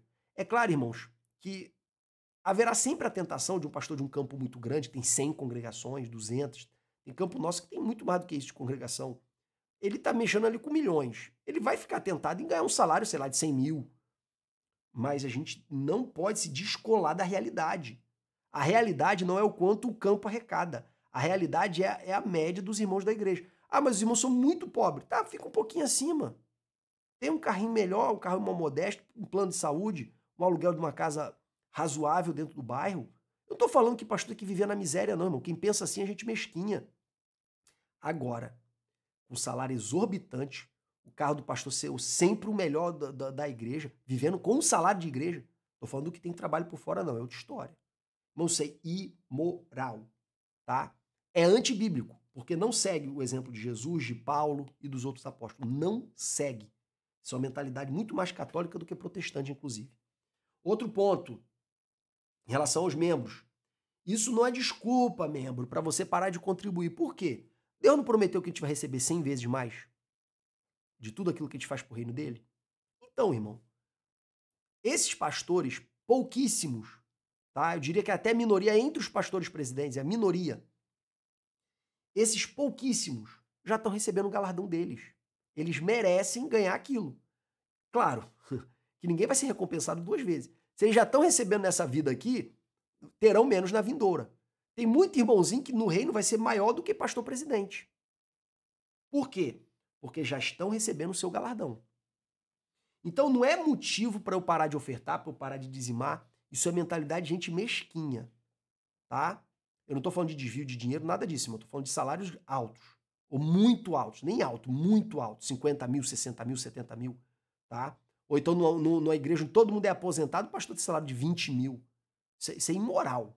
É imoral. Agora, uma igreja de classe média, irmão, não tem problema o pastor ganhar 200 mil, não. A média dos membros, quanto é? O pastor vive num local onde todo mundo é rico, ele tem que ter o padrão de vida dos irmãos da igreja dele. Problema zero do meu ponto de vista. Tá? Tô falando da média. Na média. Claro que não, ele não precisa ser milionário igual o milionário da igreja, né? Tem igreja que tem milionário. Na média. Tá bom? Outro ponto. Paulo fala, irmão, sobre isso. Não são os pais que os filhos que entesouram para os pais, mas é os pais que têm que tesourar para os filhos. Então a gente não tem que ficar sugando, sendo um peso para a igreja. Tem igreja que tem pastor jubilado com salário altíssimo, pastor presidente com salário altíssimo, vice com salário altíssimo, e a igreja não tem fôlego para fazer nada, as congregações são tudo estranguladas. Irmãos, a médio e longo prazo isso é impossível de ser sustentável. A gente tem que lembrar que de 1990 a 2010, a igreja evangélica brasileira triplicou de tamanho. Então é um esquema de pirâmide. Muita gente contribuindo, pouca gente recebendo, porque a cultura na época era de não pagar, certo? Ou pagar pouco. Então o que aconteceu? A igreja cresceu muito e muito rápido e hoje ela consegue sustentar um presidente e um jubilado. Só que é o seguinte, como é que vai ser no futuro, tá? Como é que vai ser no futuro em que esse crescimento aí exponencial da igreja dos últimos 20, 25 anos parar de acontecer, se estabilizar, e as pessoas hoje vivem até 80, 90, 100 anos, e você tiver um presidente com salário exorbitante e mais 2 jubilados ou 3 com salário exorbitante também. Você vai ver que vai ter muito lugar que isso não será sustentável, que a igreja vai quebrar. Escreve o que eu estou falando. A outra coisa, fixação de prebenda e salário mínimo. É ilegal fixar em salário mínimo. Tem que ser fixado, tem que ser atualizado pela inflação. E o salário mínimo, via de regra, tem que ser atualizado acima da inflação. Então, fixação de prebenda e salário mínimo está errado. Tá? Tem que ter valor fixo e atualizar pela inflação. Enfim. Outra coisa, o salário exorbitante desses pouquíssimos pastores, além de escandalizar os avarentos e egoístas e invejosos, eles também escandalizam, irmãos, os generosos. Tá? A pessoa faz um sacrifício danado para ofertar ali, para dizimar. Depois vê o pastor trocando de carro de 3 em 3 meses. Estou falando aqui de alguns pouquíssimos, tá, irmãos? É claro que essa pessoa vai ficar sentida, irmãos. O pastor tá só comendo churrascaria, ele não tem carne, não tem dinheiro para comprar carne. Não tem dinheiro para comprar o gás. Então é claro, irmãos, que isso escandaliza, irmãos, e acaba que o pastor vira pedra de tropeço para o membro. Outra coisa, é um escândalo terrível para o mundo.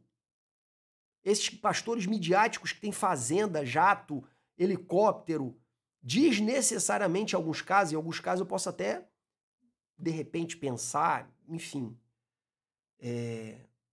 Mas isso é um escândalo para o mundo, irmãos. Isso é um escândalo. E, por fim, o mandamento do dízimo é para os nossos dias? Em primeiro lugar, irmãos, eu costumo lembrar quem gosta desse tipo de debate, tá? Quem normalmente gosta desse tipo de debate é quem não gosta de dizimar, quem não gosta de ofertar, quem é egoísta, quem é avarento, quem é invejoso, quem é indiferente, não ama a obra do Senhor. Normalmente esse debate, irmãos, quem gosta de promover são essas pessoas de mão fechada, por todos esses motivos que eu apresentei anteriormente. Normalmente são essas, tá? Inclusive, eu tenho um testemunho de um irmão que ele trabalhava como gari, né? Trabalhava ganhando assalariado. E ele abriu um comércio. E um dia eu chamei ele para tomar um café na minha casa. Ele veio na minha casa, sentou junto, servi ele, trouxe o pão e tal. Teve um momento de comunhão. E ele perguntou, Jesus, o que você acha que se o dízimo é ou se não é do Novo Testamento e tal? Eu falei, rapaz, eu vou te falar primeiro por que as pessoas gostam de falar desse assunto. Aí entrei, falando do avarento, do invejoso, do incrédulo, que tem medo do futuro. Aí entrei falando disso, aí depois comentei meu ponto de vista que eu vou falar para vocês daqui a pouco. Rapaz, aquele irmão começou a chorar. Falou, irmão Jefferson, eu sempre fui dizimista, cara. Eu sempre fui dizimista, sempre fui assalariado, sempre ganhei pouco. Só que depois que eu abri um comércio, sabe como é comércio? Tem mês que tá bem, tem mês que tá mal, você nunca sabe como é que vai ser. Pô, depois que eu abri um comércio, que além do meu salário, eu também tirava do comércio, cara, meu coração fechou, cara. Comecei a ficar com medo de não ter dinheiro para cobrir as contas e parei de dizimar, cara. E ele chorou, se arrependeu, orei por ele, abençoei a vida dele em nome de Jesus e tenho certeza que depois disso ele organizou a vida dele. Mas por que eu tô falando isso, irmãos? Porque as pessoas que gostam de... Aí, sabe o que ele disse? Ele falou, rapaz, só fui ouvir essa palavra que dízimo não é do Novo Testamento que eu parei de dar. Então o coração dele já estava incrédulo, ele já estava com medo. E por causa disso ele já não queria dar. Então esse discurso veio como música para os ouvidos dele. Já estava com o coração incrédulo. Então, irmãos, falar isso, eu sei que é de suma importância para alguns ouvidos aqui. Se você está chegando com esse coração, por favor, em nome de Jesus, se arrepende. Em nome de Jesus, se arrependa. Para depois você ouvir o restante. Porque senão, o que eu vou falar a partir de agora não vai ser bênção para sua vida. E vai ofuscar tudo que eu já falei acerca da importância de ser ofertante dizimista na obra do Senhor. Mas vamos lá. Textos bíblicos que quem defende que o dízimo é para o Novo Testamento gosta de usar. Abraão e Jacó deram o dízimo, eles são anteriores à lei. A Bíblia fala em Hebreus que Jesus é o sacerdote eterno segundo a ordem de Melquisedeque. Então, se Abraão deu oferta para Melquisedeque, nós também demos o dízimo para Melquisedeque, nós devemos dar o dízimo para Jesus também. É uma forçação de barra, né, irmãos? Porque não está assim na Bíblia, né? A Bíblia não está falando que nós devemos fazer exatamente o que Abraão fez por Melquisedeque. Então, Abraão, primeiro ele deu o dízimo de uma guerra que ele fez. Então, a gente tem que fazer guerra também. E tudo que a gente pegar, o espólio, a gente vem e dá o dízimo. É isso que a gente tem que fazer? Então, as pessoas fazem seleções no que convém, né? Abraão tinha acabado de voltar de uma guerra, matou gente pra caramba. E aí, do espólio dele de guerra, ele dá o dízimo. Então, a gente vai fazer guerra, vai matar um monte de gente também para dar o dízimo pro Senhor? Claro que não, né? Então, não acho que é um bom texto assim para dizer que é obrigatório continuar. Segundo, as palavras de Jesus para os escribas e fariseus, quando ele fala que eles davam o dízimo da hortelã e do cominho e abandonavam a misericórdia, tinha que fazer estas sem abandonar aquelas. Irmão, Jesus estava falando para judeus. O judeu, de fato, tem que continuar obedecendo a lei. O judeu tem que continuar se circuncidando. O judeu tem que continuar guardando o sábado. Isso é muito claro no Novo Testamento. Existiam cristãos judeus que continuavam seguindo a lei e cristãos gentios que não precisavam seguir a lei, salvo aqueles poucos mandamentos que estavam em Atos dos Apóstolos, capítulo 15, salvo engano. Então, que fique claro, cristão pode ser judeu e pode ser gentio. Nós somos cristãos gentios. Então, os mandamentos da lei de Moisés não se aplicam à nossa vida. Isso está claro no Novo Testamento. Outra coisa, que quem fala que o dízimo é obrigatório até hoje não fala, pula essa parte, que de 3 em 3 anos, todo o dízimo não era levado para o templo. Ficava para os órfãos e viúvas e pobres da cidade do dizimista. Essa parte ninguém fala. Pegam o dízimo lá do Antigo Testamento e traz do jeito que quer para os nossos dias. Então, irmão, lembre-se disso. A lei é para os judeus. A lei não é para os gentios. No entanto, tanto isso é verdade, você não vai ver a igreja primitiva dando dízimo. Você não vai ver em momento nenhum, em Atos dos Apóstolos, nas cartas, ninguém falar de dízimo. Pelo contrário, os irmãos voluntariamente vendiam tudo que tinham e depositavam aos pés dos apóstolos. Por quê? Porque depois que Cristo morreu por nós, Deus não tem mais só 10%, Deus tem tudo. Tudo. Tá? Então, por isso que eu botei assim, mesmo assim, existem razões para nós dizimarmos hoje. E por quê? Em primeiro lugar, que a lei de Moisés, para nós, ela foi revogada, ela não serve para nós. No entanto, os princípios dela continuam presentes. Então, se tem a obra do Senhor, ela precisa ser mantida, a gente tem que continuar ofertando, mesmo sem haver nenhuma lei obrigando a gente a ofertar. Por um dever moral. E a gente ainda tem que fazer voluntariamente com alegria e de coração. Quer dizer, não basta obedecer, ainda tem que fazer com alegria, porque Deus ama quem dá com alegria, não é quem dá por pressão ou por obrigação. E por que o dízimo é bom? É um bom critério, irmãos. Em primeiro lugar, ele é proporcional. Quem ganha 1.000 vai dar 10%, quem ganha 100 mil vai dar 10%, é proporcional. Segundo, é periódico. A pessoa ganha por mês, ela vai dar por mês. A pessoa ganha por semana, vai dar por semana. Então não vai faltar na obra do Senhor. Terceiro lugar, é razoável. Quem dá o dízimo não vai passar fome porque deu o dízimo. Terceiro lugar, é necessário, a obra do Senhor precisa ser mantida. Então, irmãos, como devemos dizimar? Primeiro, sem medo da lei e das maldições da lei. O povo de Israel que não desse o dízimo, eles estavam debaixo da maldição da lei. Por isso que Deus promete maldição para aqueles que não eram dizimistas, em Malaquias capítulo 3, 10. Outra coisa, tem que ser voluntário. A gente tem que dar por livre e espontânea vontade, não porque tem a obrigação de dar o dízimo. Tem que ser com alegria. Eu dei o meu testemunho uma vez que eu recebi uma bênção financeira maior e fui lá dizimar com satisfação. Terceiro lugar, por fé. Quando você está numa situação de financeira difícil, você vai ser tentado por Satanás a não dizimar. Ele vai falar no teu ouvido de que vai fazer falta no final do mês. Mas você precisa ter fé. Em quarto lugar, com fidelidade. Porque as despesas da obra do Senhor não param. Tá? E por fim, para finalizar, a recomendação para os pastores. Eu fiz isso quando pastorei a última congregação de Nova Cavalcante, congregação de Madureira. Eu fiz isso. Eu não olhava quem dizimava. Eu ficava acompanhando o total, tá? Para eu saber se a arrecadação da igreja estava diminuindo, estava aumentando. Até porque se a igreja começa a cair muito, você tem que ensinar para o povo não parar de ser abençoado. Aquele dinheiro não servia para mim para praticamente nada, que minha prebenda era muito pequena. Acho que eu gastava aquilo ali de combustível. Mas eu quero que o povo seja abençoado, irmãos. E você só vai ser abençoado financeiramente se você for liberal. É princípio. Dê e ser-lhe-á dado. Medida sacudida, recalcada e transbordante.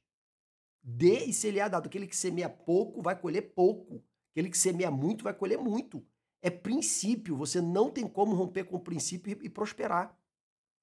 Então, eu queria que os irmãos continuassem sendo abençoados. Mas o que eu fazia? Eu olhava o total, mas eu não olhava o nome do dizimista. Por quê?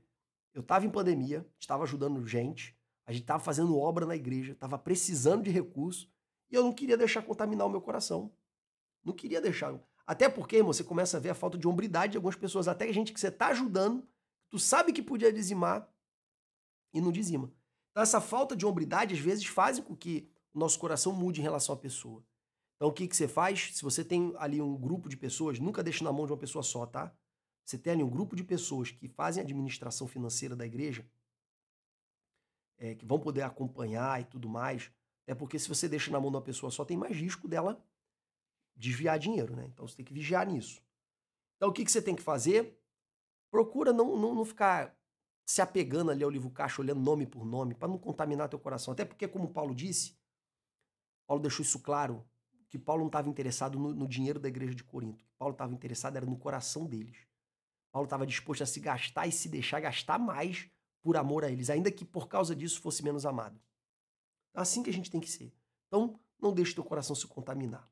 Por fim, resposta às críticas, se você aguentou até aqui, a gente vai mandar os abraços e responder aqui algumas perguntas, críticas, sugestões, enfim.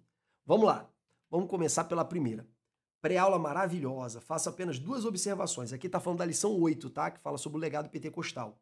Os primeiros cultos em Belém eram na casa da irmã Celina. Irmão, certíssimo, tá? Eu falei Cecília. Falei errado. Outra observação é a respeito das igrejas tradicionais. No caso, nós assembleanos pertencemos à igreja tradicional. As igrejas reformadas são identificadas como as igrejas históricas. Então, eu quis dizer tradicional como contraponto de igreja renovada, tá? Principalmente na década de 90 e 2000, era muito utilizado o termo, a igreja batista tal é tradicional, a igreja batista tal é renovada. Tá? É mais nesse sentido, o tradicional no sentido do não pentecostal, tá bom? Mas eu entendi o seu ponto de vista e, de fato, a Assembleia de Deus é uma igreja tradicional, tem mais de 100 anos, com certeza é uma igreja tradicional. Mas eu usei a palavra tradicional mais nesse sentido, de fazer um contraponto às renovadas. Tá? É mais nesse sentido. Mas, com certeza, nesse sentido que você está falando, com certeza a Assembleia de Deus é uma igreja tradicional. A irmã Marta colocou assim, a paz do Senhor Jesus Cristo, novamente veio agradecer os ensinos, ou ensinamentos, extremamente necessário trazer sobre o nosso legado pentecostal, sem cegueira ou histeria, mas ressaltado com muita sobriedade, pontos positivos e negativos. Muito obrigado, minha irmã. Eu temo que algumas pessoas não gostam muito da gente ressaltar o ponto negativo, mas a função do mestre e do profeta é esse, irmãos. É o profeta sendo usado em revelação e o mestre sendo usado comparando a realidade com a palavra de Deus, né? Para a gente poder sempre voltar e ajustar a nossa rota em direção ao alvo. Depois o irmão Caio colocou assim, irmão, o acesso ao arquivo Word será por aqui ou a aba de membros? Irmão, eu não sei como é que funciona essa aba de membros, tá? Eu posso até tentar descobrir como é que funciona essa aba de membros. Mas eu não consegui disponibilizar nenhum link pela minha parte lá do YouTube de membros. Então, por isso, todos os doadores podem mandar um WhatsApp para mim. Todos os irmãos do membros do YouTube, aqueles 9 que eu mostrei, podem mandar para mim o WhatsApp, tá bom? Me pedindo que eu vou colocar vocês no grupo que vai ter duração de 1 mês. E ali eu vou postar os PDFs e o Word, tá? Cada lição que eu publicar. E depois de 1 mês, aí vocês entram no Apoia-se. Por quê? No Apoia-se, você vai clicar no link do Apoia-se e vai se tornar um apoiador. Depois, toda semana, você vai clicar no link do Apoia-se e quando abrir lá o apoio, você vai ver lá embaixo uma mensagem que só aparece para quem já é apoiador. Nessa mensagem tem um link para baixar, tá bom? Então a gente está disponibilizando o Word e o PDF para quem já é apoiador. Terceiro lugar, o próximo irmão, Pai do Senhor, línguas estranhas, estrangeiras ou de anjos? Ô, meu irmão, esqueci de responder na aula. Irmãos, é línguas estranhas, tá? Estranhas. Por que estranhas? Paulo fala em 1 Coríntios 14 que quem fala em línguas fala em mistério com Deus. Tá? Nem quem está falando entende, nem quem está em volta entende. Não é língua de anjo, tá? É língua humana, tá bom? Paulo, quando ele fala em 1 Coríntios capítulo 13, que ainda que eu falasse a língua dos homens e dos anjos, ele está falando assim no ainda, no sentido de, rapaz, ainda que fosse possível, tá? Ainda que fosse possível, tá? É nesse sentido. Então, a língua estranha não é a mesma coisa que língua de anjo. E a língua estrangeira, os tradicionais, irmãos tradicionais, vão dizer que eram línguas estrangeiras. Inclusive, tem muitos testemunhos, tá? Pastor Luciano Subirá tem um testemunho. Eu já ouvi o testemunho de um irmão que estava pregando no culto ao ar livre, irmãozinho analfabeto, e ele começou a falar língua estranha, língua estranha, língua estranha. Quem deu a oportunidade começou a ficar nervoso, preocupado, porque aquele irmão estava só falando língua estranha no microfone. Daqui a pouco vem um senhor e fala, ó, eu quero aceitar Jesus e tal, porque eu vi uma coisa que eu nunca imaginei ver na minha vida. Eu sou padre, estudante de latim, eu sou especialista em latim, e eu nunca ouvi alguém falar um latim clássico tão perfeito como eu ouvi esse irmão falar, e ele pregou de Jesus para mim, eu quero aceitar Jesus. Um outro vídeo que eu vi no YouTube, um jovenzinho negro estava pregando lá no sul, na colônia de alemães, e ele estava sendo meio que rechaçado, né? Os alemães já são meio fechados, né? Ainda mais que ele tinha uma aparência um pouquinho mais diferente, a gente sabe que isso existe também, ainda hoje, infelizmente. E ele começou a falar, daqui a pouco o Espírito Santo tomou ele em língua estranha, ele começou a falar em língua estranha, língua estranha, língua estranha. Daqui a pouco juntou um monte de alemão, esse alemão apresentou ele a outros alemães, e eles ouviram aquele jovem que estava falando língua estranha falar em alemão com o sotaque da terra deles. Então foi assim, uma grande admiração, e Deus fez uma obra muito grande na vida daquele jovem no meio daquela comunidade alemã.